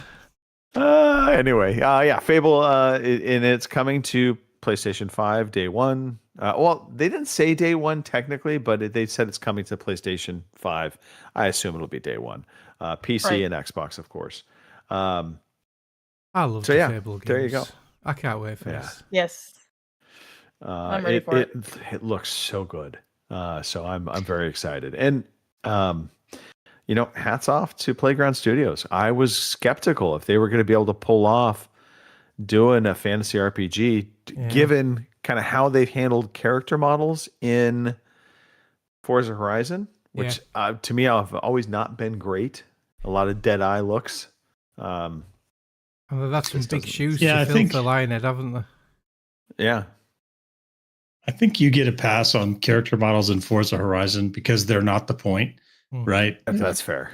That's fair. The cars are the point. So you talk about not liking having a companion. I am not a fan of when the developer tells me I can get married and have a family in the game. I was like, I don't want to do that. I have a real family. Well, you don't have to. You don't have to. I don't need it. Yeah. So you're right. You don't have to. I didn't. I just screwed everything. But anyway, but it's an achievement, and Chris to get all the achievements. Well, yeah. There's that. I do love the achievements. I remember there was the one in, I think it was Fable 3 for having a kid with another player. Yeah. Yep. I actually made a new game save. Yeah. I got that achievement and I deleted that game save. I was like, I don't want to bother with this. Yeah. And I think and it was the same thing with Skyrim. Past it was the mother of my child, and then he cheated on me with you. They did the same thing in Skyrim. There was an achievement for adopting one of the. I was like, all right. So I adopted a kid and then reloaded an old save. I was like, I just want to go run. I just want to bash in bandits with this giant hammer. I don't need all this. Tie down with family, do you? I just left him with my husband, and that was the end of it. I don't know. I don't think I ever married in the Fable games. I think I just stayed away from the relationship stuff altogether. They did confirm 2 additional things. One, there will be no companion dogs or cats. Sorry, Kim. Damn it. Also, you will not grow horns or a halo they did in the old games. Yeah. So, but what they did say, which was kind of interesting, is like you can have kind of that hero mentality or personality in one town where everybody regales you and they look at you as the saving person, and then go to another town and be the scum of the earth. Yeah, that's interesting. So it will, and all of the characters, according to them, the NPC characters are handcrafted. They're not, so they're going to be unique. They will have daily routines that you literally can just watch them go about their day from night to fall, from morning to night, if you so choose. Right. So I love that. Everything about this game just screams it is going to be, even in a year of Grand Theft Auto 6, I think this has a legit shot right now. Grand Theft Auto 6 has been delayed again. Bold of you to assume that we're going to get Grand Theft Auto 6 this we're year. not getting that. Yes, I know. Yes, fair enough. Fair enough. Yeah, I think this might make me keep Game Pass. I might have to look on Loaded now, innit? I might have to look on Loaded and extend my Game Pass now. Funny, I was actually doing that just the other day. I was gonna say I just did that, so yeah. I was looking up the pricing, and so like a 3-month price, it was like 30% off, and I was like, oh, okay. And then I added that up to like the 6-month or the 12-month price, and the 12-month and 6-month price, even though they were quote unquote 10% off, was cheaper. Yeah. So wait for a sale. That would be my definite rule. All right, let's get into it. Let's talk about Game of the Year for us, 2025. So I know it's going to be a little bit longer show today. So brace yourself if you're listening. The rules: games to be considered new to you in 2025, not necessarily released in 2025, but reasonably close to 2025, or at least released to a new platform.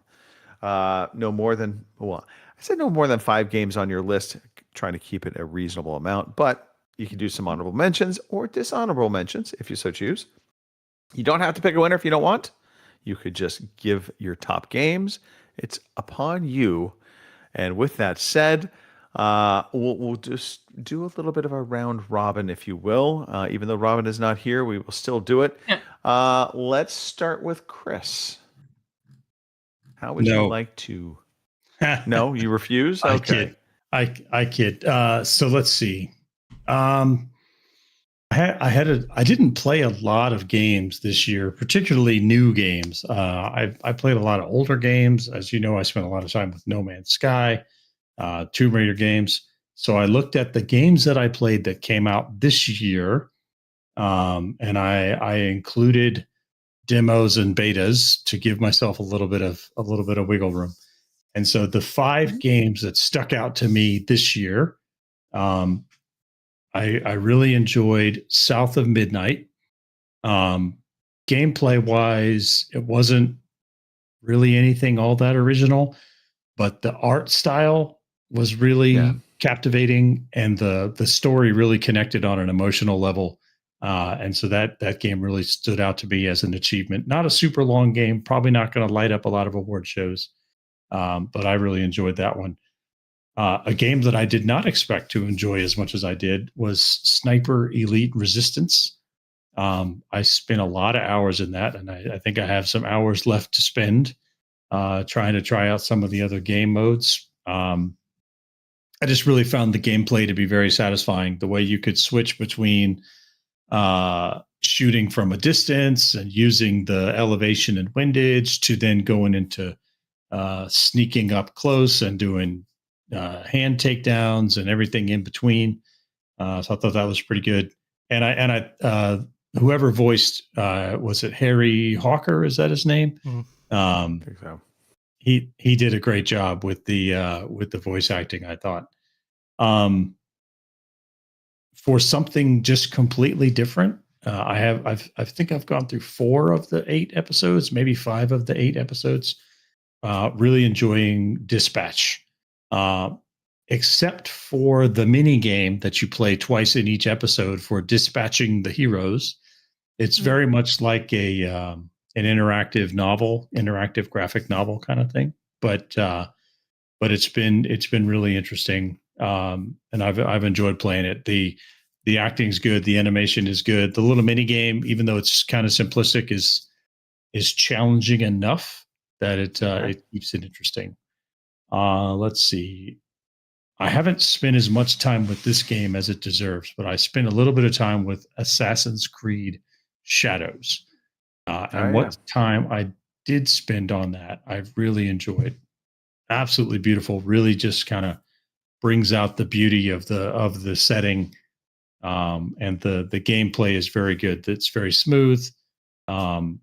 Everything kind of works the way that you expect it should. The challenge level is good. So I've really enjoyed that. But of course, I will say just the game that I've enjoyed absolutely the most this year has been Arc Raiders. That's the hook that keeps bringing me back. I've spent so much time with Arc Raiders. And I'm sure more of us are going to talk about Arc Raiders, so I won't. And we've already talked about it a lot, so I won't go on and on and on. But I think was my favorite. For you, what are since you, I don't want to keep you from having a conversation about it, but what is it about Arc Raiders for you that really kind of put its hooks into you?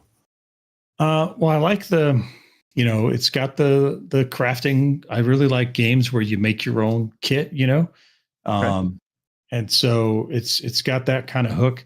And the other bit is like every time you go to search a container, the way the boxes reveal themselves one at a time, I think is meant to kind of simulate rummaging through a drawer, right? You're not just going to see everything right away, but it's like playing a slot machine, right? It's like watching all the dials fall into place, and so it just kind of gets you that little hit of dopamine every time, right? So that's especially when you hear that noise kind of the about if you got a blueprint or an epic.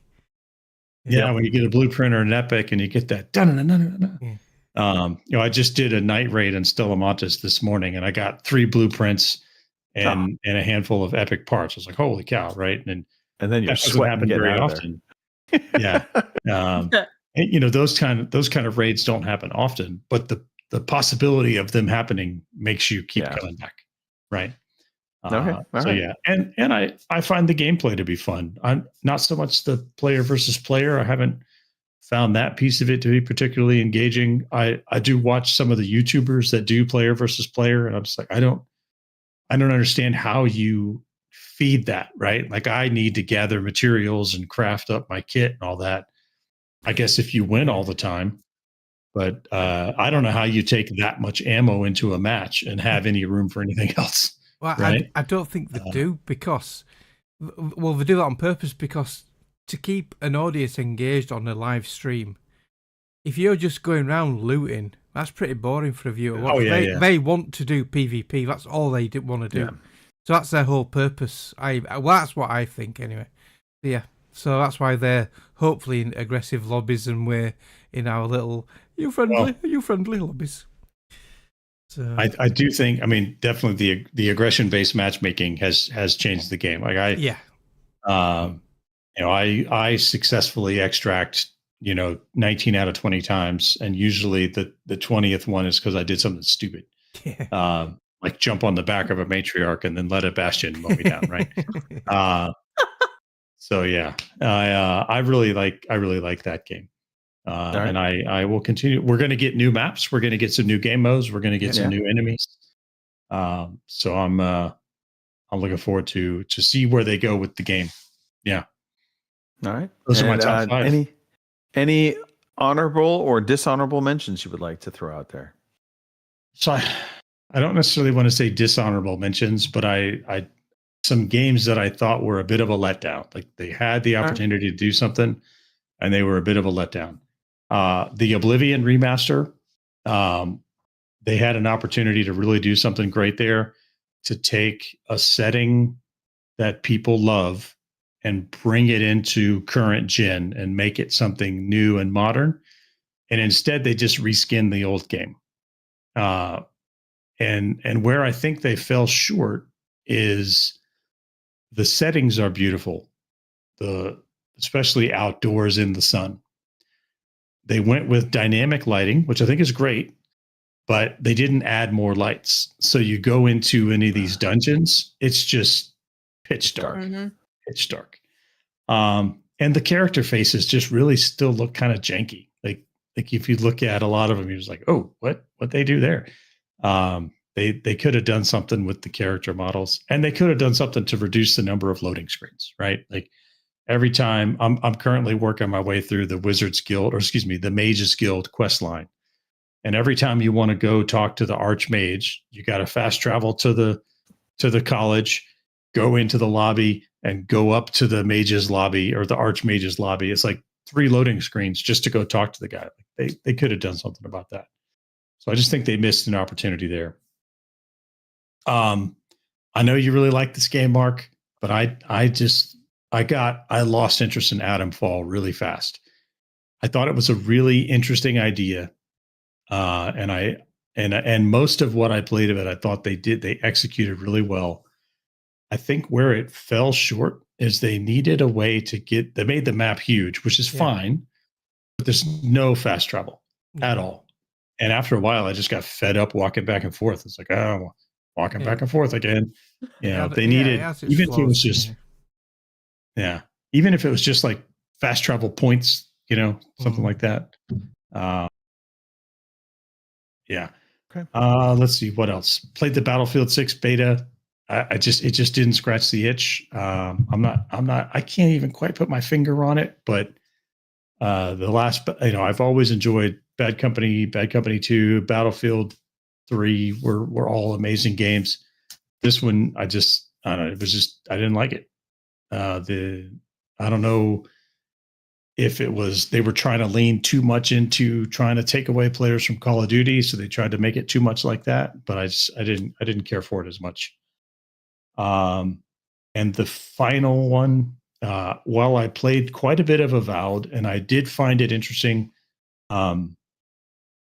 it seems like the way they've done the combat where you go to an engagement and you look and there's like 6 or 7 enemies. And you're like, okay, here's my plan to take down these 6 or 7 enemies. But every time then 6 or 7 more pop up and 6 or 7 more pop up. And you just find yourself battling in these arenas. And so I tried to build sort of a stealthy range-based character. And it's just every battle is the same. Take out a few enemies, get overwhelmed because they just swarm right at you, run away. So I probably should have made a different character class, and maybe I would enjoy the game more. But I felt like they didn't balance it out very well. And I think Obsidian generally makes pretty good games, so I was excited about this one, but it just fell a little bit short of expectations. So there it is. Okay. All right. Okay. Kim, let's slide over to you.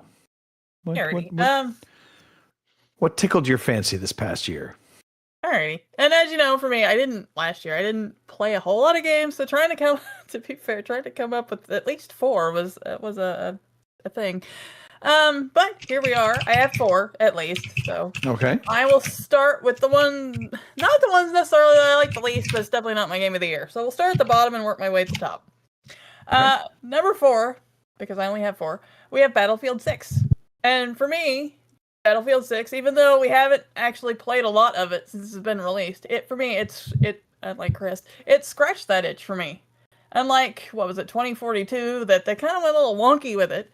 This had it all. This had the destructible environments. I mean, you could be in a firefight somewhere and that building could come down on your head. And, I've always been a Battlefield fan, even over Call of Duty, even though I've played a lot of Call of Duty over the years. But, Battlefield 6, which we probably should play some more of. Hint, hint, nudge, nudge. It scratched that first-person shooter itch that I got. So. Raiders. Yeah, I hear you guys. I already bought Battlefield 6, and I bought Helldivers 2 because y'all said you'd play it, so, You need to buy Arc Raiders. I will play some Helldivers 2 with you because they added the new game menu, the new game modes. So we'll check that out. Right. Alrighty.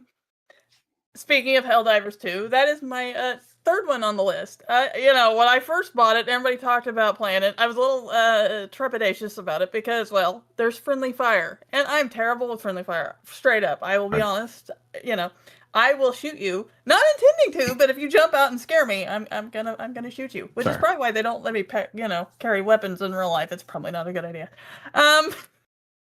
But no, Helldivers 2, it's kind of like the same thing with Battlefield 6. I don't know, it scratches an itch where I go in there and drop a gigantic bomb on some bugs and watch them just, cook down. It just, I don't know, it makes me cackle like a maniac, and I love it. I don't know. And not only that, but it is a community game. We can get a bunch of us together, because me and Boomer to this day, Boomer and my nephew Tony, we'll still get together and we'll go slaughter something, whether it's bugs or bots, or what are they, squids? Whatever it is. Throw them in front of us and we'll mow them down. So, Helldivers 2. I recommend that one. And then second, we have Dispatch. I haven't played nearly as many episodes as Chris yet, but it's like The Wolf Among Us. It's an episodic game. Okay. You have your choices. It's a story. And, whether or not we actually get The Wolf Among Us 2, God, I hope, this does a really good job of, I don't know if you want to call it taking its spot or what, but if you like episodic games, I definitely recommend this one. And I know I really need to go back and play more of it.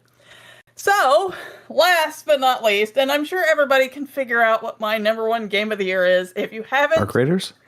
Yeah, right. If you haven't, obviously you haven't been watching my TikTok or my other random sources of social media because it's everywhere. And that, of course, is Baldur's Gate 3.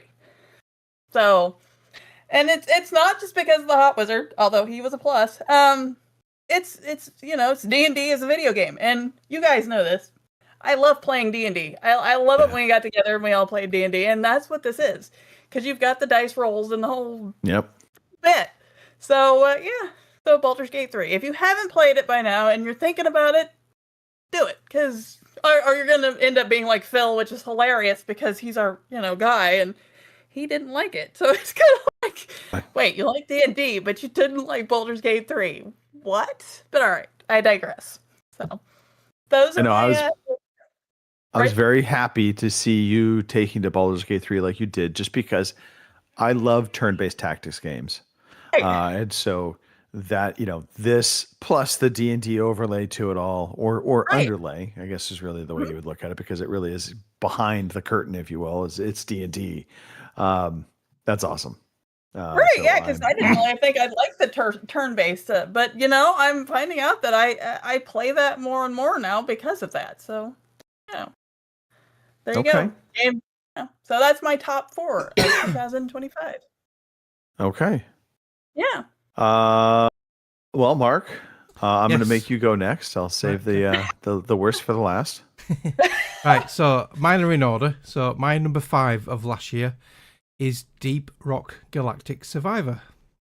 The reason I've chose this over all the other games is it runs great on Steam Deck. It's a great handheld game for pick up and play. You can play it in short bursts. It's fun. It's got a lot of humour in it. Great graphics and sound, and it's got that wanting more feeling to it as you level up and progress. So yeah, a great Vampire Survivors clone, and it looks better than Vampire Survivors because that was 8-bit-ish, 16-bit-ish. This is proper high-res HD graphics. It's a superb game, really polished, and I really like it. Yeah, a brilliant game. My number 4 is Avowed. So I really enjoyed this game, and I really enjoyed the combat. Sorry, Chris, but I really enjoyed the combat. But I played as Sword and Shield, and then I switched to Wand and Spellbook, and I found that a really good combination. I picked up an early wand which had the electricity, so it was able to do the puzzles, and that really helped me. I loved the different environments and all the different areas. So each area had a different feel to it and different enemies. Really good story. Like I said, I enjoyed the combat. It's a great looking game and a really solid RPG, and I really enjoyed it. And it had me hooked from start to finish. And I played it through and I completed it. So that is a win for me, to finish it and not move on to the next new thing. Yeah, Avowed for me for number 4. Number 3 is, and this would have been higher if I probably completed it, Baldur's Gate 3. So I know this didn't come out last year, but it was new to me last year. It was the first time I'd played it. And I wasn't sure if I'd like it, and it looked a bit complicated with all the different options and spells in the taskbar and everything. But I had faith in Kim and her recommendation, and Chris, and I love this game. It is brilliant. The turn-based combat, once you get the hang of it, and the dice rolls and everything, it is just brilliant. It's just second to none. I think it is simply the best turn-based RPG out there at the moment. Superb story. The voice acting, the actors in this are just second to none. They are superb. Really, really admire the voice actors. Great visuals, and like Kim says, it is D&D in a game. It's proper D&D in a game. So I need to get back to this. I've got to Act 2, and I gave up because I struggled a bit, and then new things came along. So I am definitely going to return to this year, and I will complete it this year. Okay. So for my number 2 is Dune Awakening. Nice. So That surprises me, to be fair. Yeah, so this game came out in June. I'd played the beta before it, and I was hooked instantly. So, you know me, I like my survival, crafting, building games. This hit all them spots.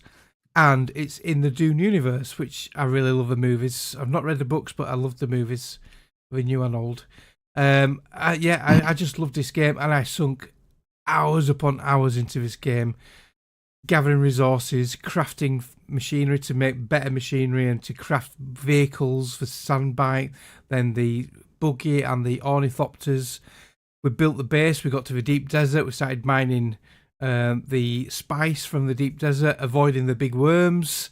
But this game had everything. Now, the only gripe I had with it is recently. So, with our private server, your character is tied to that world and you can't move that character. Okay. And then they said, there's an update coming in December, but then it came out in January. We'll let you transfer your character. I thought, brilliant. I can transfer my character to a public server, and then I can always go back to it and finish the story, because I never finish a story, which the story is brilliant, by the way. The patch came out.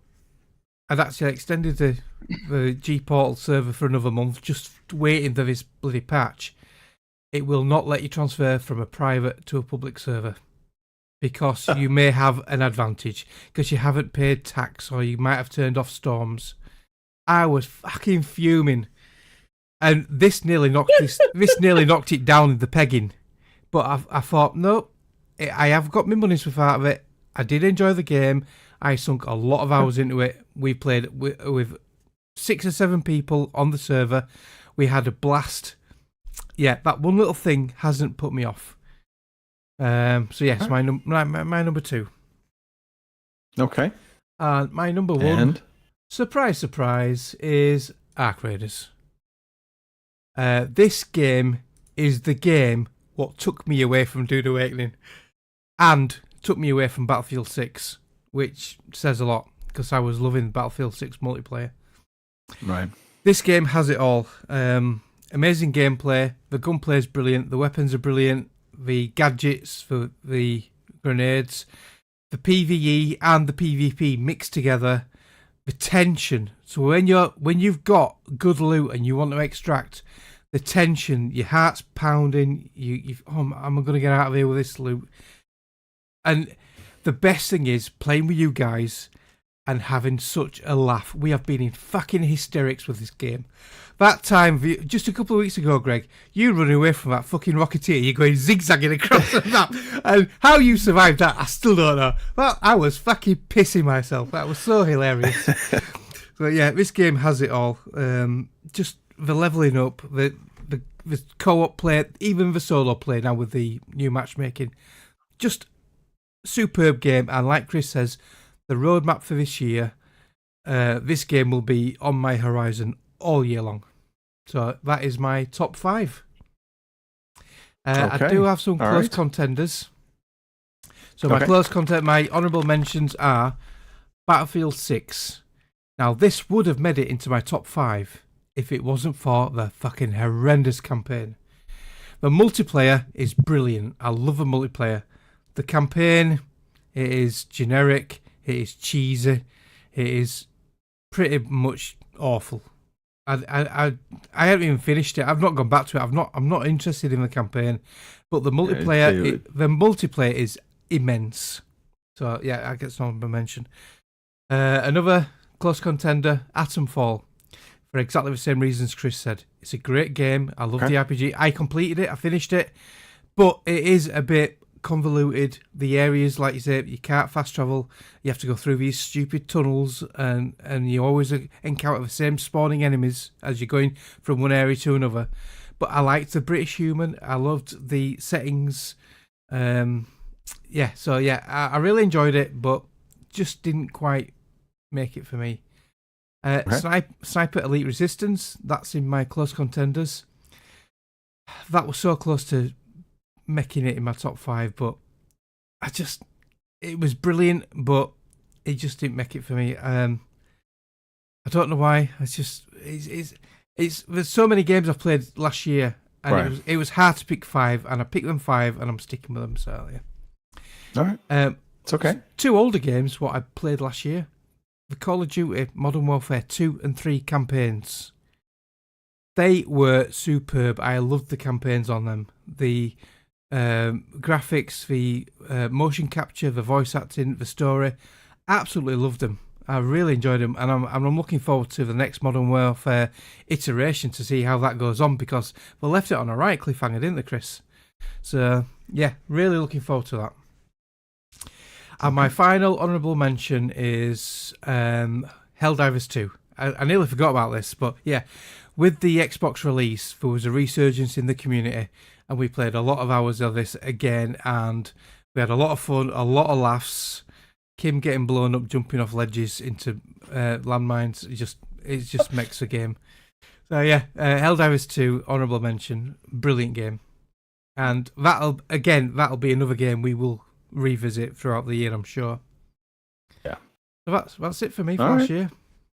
So it's down to excellent you now, lists.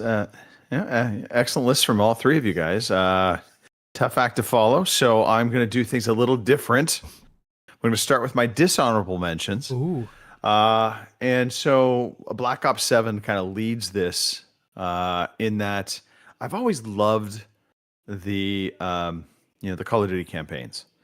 And unfortunately, this year's iteration, even though it had a lot of the polish of their previous campaigns, the campaigns play kind of like a multiplayer game. You load up, you kit up, and then you kind of launch into that. It doesn't feel like a proper single player campaign. There's also just some kind of weird jank to kind of how it plays out. So it just left a sour taste in my mouth. I have not touched the multiplayer at all. I have not touched the zombies at all. I am kind of wanting to check out zombies. That might be something we can pull Chris into, maybe Kim. But yeah, it just unfortunately it really just fell short of what my expectations were. I thought for sure I'm going to love the campaign, and I'll be probably mid on the multiplayer, and I will probably be okay with zombies. And the campaign ruined me so much that I just haven't touched it since. Battlefield 6, also in my dishonorable mentions. And yes, the campaign is horrific. Hated the campaign. I also have to say this about the multiplayer. After we played for a good amount of sessions, and we were getting our time in on it. Yeah. It felt a lot like Battlefield, the previous Battlefield games. And I didn't feel like there was anything truly different, innovative happening. And nothing excited me. They didn't do the pellet feed good. And I call it the pellet feed. What gets me coming back to this game and wanting to play it again? And that's what Arcradis has. Yeah. And so it didn't have that. It was missing that kind of juice. And so unfortunately, the moment Arc Raiders, I'll get to Arc Raiders in a second, but I fell off this game very quickly. Claire Obscure Expedition 33. I know this was the media darling, and everybody in the community loved this game. I could not stand this game. I found the combat, while people talked about the combat being this innovative RPG mechanic, it was very interactive, if you will, compared to some of the traditional turn-based RPGs. But it still had that feeling of old school RPGs, and my characters are on this side of the screen and all the bad guys are on that side of the screen. And it's like, the old colonial wars where you take your shots and you're lined up in lines across from one another. Also, yes, the story had some compelling moments to it, but it felt overly dramatic at times to me. And in gameplay, the mapping and finding out where the hell to go was horrendous in this game. So for all those reasons, I just never could get into it. I just fell off of it pretty hard. Outer Worlds 2, this shocked me because I really wanted to like this game, and I was all set to like this game. It was doing kind of everything I was asking for. It was giving me a third-person mode. It had kind of newer mechanics to it, if you will. It had updated graphics. It looked better. And I just, after playing another game to be talked about at a little bit later time here, going back into Outer Worlds 2, it felt janky, it felt floaty, it felt unresponsive, and so I quickly fell off of Outer Worlds 2. I've tried going back to it numerous times, and the gameplay just does not feel the way it should, comparing to another game, obviously. So those all, and Outer Worlds 2 is probably my biggest disappointment because I really thought I was going to love this game. So let's go to my list. I'll start with Sniper Elite Resistance. I really, really liked this game. The only reason why it's not my number one game of the year, I felt like some of the gameplay loop of the fights felt samey. The enemies were unpredictable, and I think they did some good mapping to it. But there were times where you could cheese the enemies, depending upon how you set yourself up. But this game surprised me on multiple fronts. I was shocked at how good it looked. I was shocked at how well it controlled and played. And again, the cutscenes, the voice acting was all very good. So it's a really good game. It just didn't meet my top game of the year, but it's there. Avowed, also right there. I really enjoyed the combat. Mark, I think one of the reasons why I really enjoyed the combat of Avowed was because I did embrace magic early on and stuck with it. I went sword and spellbook. That was my go-to. And so the magic in this game, I think more than anything, really was kind of the hook that could get you through it. My biggest disappointment with Avowed was I never felt like any of my decisions within the RPG elements of it had any consequence.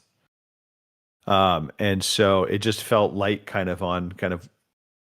whereas Baldur's Gate 3, you make decisions, there's absolute consequences that you will realize and see play out. And it just, I never saw that within Avowed. So that's where that is. South of Midnight, I really like this game. Like you, Chris, I thought it was a surprise find. The music is fantastic. I loved the art style of the game. And that was all wrapped around a really dark topic. With the game, really did not hide about him, kind of going after. Where the game fell down for me was how the combat played out. You did this traversal throughout the world, and then you would get to a combat arena. And the combat arenas, you knew exactly when you were getting into a combat arena. You didn't stumble into it, by accident. You would know this is going to be a combat arena. You get into it. It becomes a closed arena. You can't leave until you kill all the enemies. And unfortunately, the combat just wasn't that great. It didn't hold up over the course of the game. It became very repetitive. Even though they introduced some different mechanics to it, it just wasn't quite there. Love the story. So if they could have just done the combat differently, I think I would have been much happier with this game. But so it came in at number 3 for me. The game I really thought was going to be my game of the year was Helldivers 2. I absolutely loved Helldivers 2. I enjoyed the just crazy antics we would get into in this game. It also had a lot of that heightened tension of when you dropped in, getting out off the planet was absolutely fearful at times. I think where Helldivers 2 fell down for me was kind of the actual hooks of the game. And so it has a lot of similar hooks to Arc Raiders, which, is no secret. That's going to be my game of the year. But I think the difference for me with Helldivers was you went down and you would earn coins kind of based on kind of what you did on the surface that you could then kind of take back with you to, your ship and then buy stuff and upgrade. It never felt like you were actually extracting something out off the planet. And once Arc Raiders came out, I stopped playing Helldivers 2 like a bad habit. Battlefield 6 dropped like a bad habit. And so I'm going to transition over to Arc Raiders. This was my game of the year. It has gripped me, and there are so many mechanics to this game that I love. It doesn't have a proper single player, but they still have like a narrative to the game, and there are some quests and things that you do within the game that still give it a little bit of that kind of I won't call it single player vibe, but they give it a narrative that you can kind of follow along. And they have things like the expedition you can work towards. The loop of pulling gear off of your raid and then going back and crafting different things. There's so many different ways you can craft and kit yourself out. It makes every time you go to the surface just feel different. And now that we've been getting deeper into kind of the types of raids we're going on, if we're going to go on a loot run or we're going to go hunting, suddenly I'm kitting myself out differently. And that helps keep this game feel very fresh. And then layered on all of that, you have the constant just tension of, am I going to get into a fight with other players? Am I going to just find other players that are friendly and helpful? And that is the exciting part about it, Kim. And I know sometimes that sounds like it's a fearful thing within it, but to me, it is the hook that makes this game really just vibe. And it looks great. It plays well. So I cannot heap enough praise on Arc Raiders. I still laugh at my decision to buy Arc Raiders was done the morning of Extra Life. Yep. I had stayed away from this game because the beta, as you remember, Mark, you were like, I don't know about this game. Yeah. And then Gary was talking about it, and he was kind of singing his praises of it and talking about Arc Raiders. And I was like, you know what? This was on my radar before. I'm just going to take a chance. And the price point helps big time. Yes. It was, $39, I think, on launch? So let's call it $40. It was $39.99. Let's just call it $40. Yeah, fair enough. 35 British pounds in the UK. Yeah. And I this is probably the best $40 I've spent in quite a long time. So Arc Raiders won it for me by and it wasn't even close, I have to say. There we go. Game of the year. Excellent. So overall, looks like Arc Raiders takes the biscuit. Yeah. Let the cheers play out a little longer with some ducks. All right, that's it. Kim, let's run through the new releases real quick and get out of here. We've run pretty long on this show, so let's knock them out. Alrighty. Your new releases for this week are High Guard for the PS5 and PC on the 26th. Earth Must Die for the PC on the 27th. Rightfully Bury Arms. Yep, that's what it is. Rightfully Bury Arms for the Xbox Series X and S and PC on the 27th. I'm assuming there's Bear Arms in there somewhere. Anyway. Underground Garage for the PC on the 27th. The 7 Deadly Sins Origin for the PS5, PC, iOS, and Android on the 28th. Karn for the PS5 and PC on the 29th. I hate this place. Well, if you don't want to stay, Kim, you can always go. Oh, sorry, the title, right? Right. Yeah. I hate this place for the PS5, Xbox Series X and S, PC, January 29th. Oh, here's a good one. What? Space Warlord Baby Trading Simulator for the PC on the 29th. I don't make this shit up. I promise. It's an actual title. Euphilia for the PS5 and PC on the 29th. Code Vein 2 for the PS5, Xbox Series X and S, PC on the 30th. Folklore Hunter for the PC on the 30th. And last but not least, we have My Tiny Garden for the PC on January 30th. Yeah, you're a little late there, Mark. So those are new releases. Strange what's He's in there. both premature and late. It just, you know. All right. Excellent. Thank you for that, Kim. Sure. So that was the show, guys. That's it was. We covered a lot. Well done. Let's wrap up real fast. Mr. Matthew, why don't you take us into the closing notes? Here are the closing notes. If you would like to play games with us, we would like to play games with you. We play games a lot, but we try to schedule Tuesdays and Thursdays at 3:30 on the East Coast of the United States, which is 12:30 on the West Coast of the United States, 8:30 for our friends in the UK, and 2:30 in the Central Time Zone. I guess we don't have any friends in Mountain Time, so to hell with them. We also try to schedule on Fridays at 8 p.m. in the UK, which is 3 p.m. on the East Coast, 12 p.m. on the West Coast. And sometimes we do that again at 8 p.m. Central, just to confuse you all, which is 7 p.m. in the Mountain Time Zone, 9 p.m. on the East Coast, and 6 p.m. on the West Coast. And stupid o'clock in the UK. There you go. I'm telling you, we just need to do all the times in Greenwich Mean Time from now on. Yeah. And forget about it. And then work it out yourself. Forget about it. If you would like to contact the show, you can reach us at ocpodcast@gmail.com. If you do those electronic letters, you can tweet us at OC_podcast. You can check us out on Podbean or wherever you get your podcasts. We always love a like and subscribe, and even a review if you feel so motivated.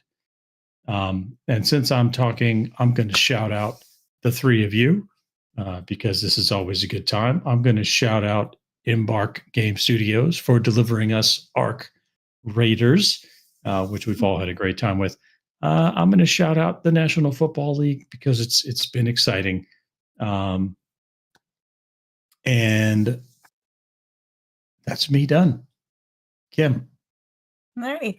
I'm going to shout out the three of you as well. It's always fun to come on here and talk about things and whatnot. And you guys don't seem to find me boring because all I get to talk about is cats and snow lately. And Gale. Speaking of snow, and Gale, yeah, can't forget Gale.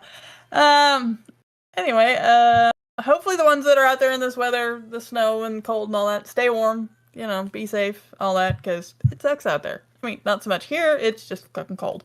Anyway, hope y'all have a good week this week. Get some gaming in. I'm gonna try, and I'm gonna pass you over to Mark. I want to shout out you three.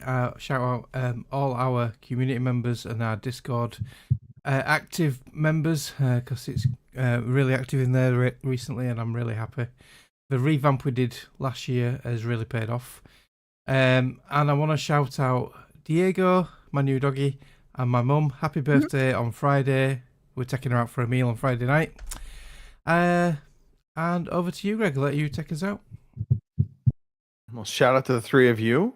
Well done on the Game of Year deliberations, as well as just a pleasure talking to you. And of course, shout out to the community. You know, hey, we love you all.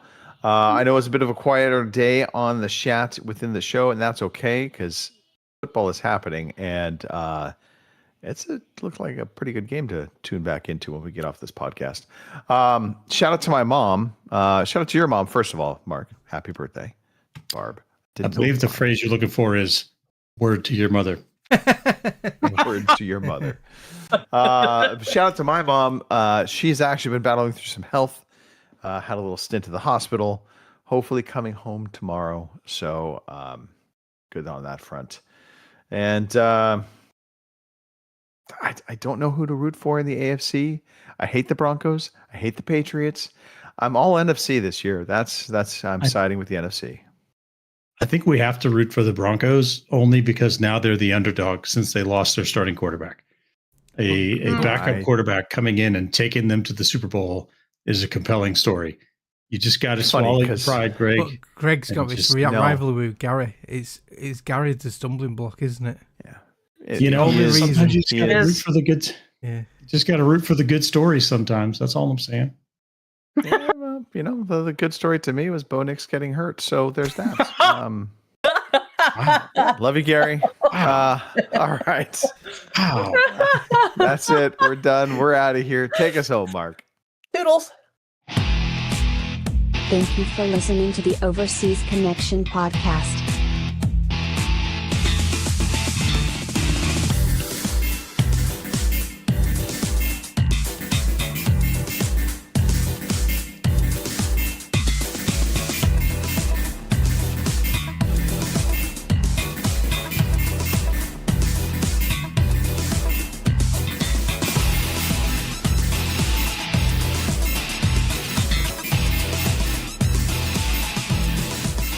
See you same time next week. Love you, bye.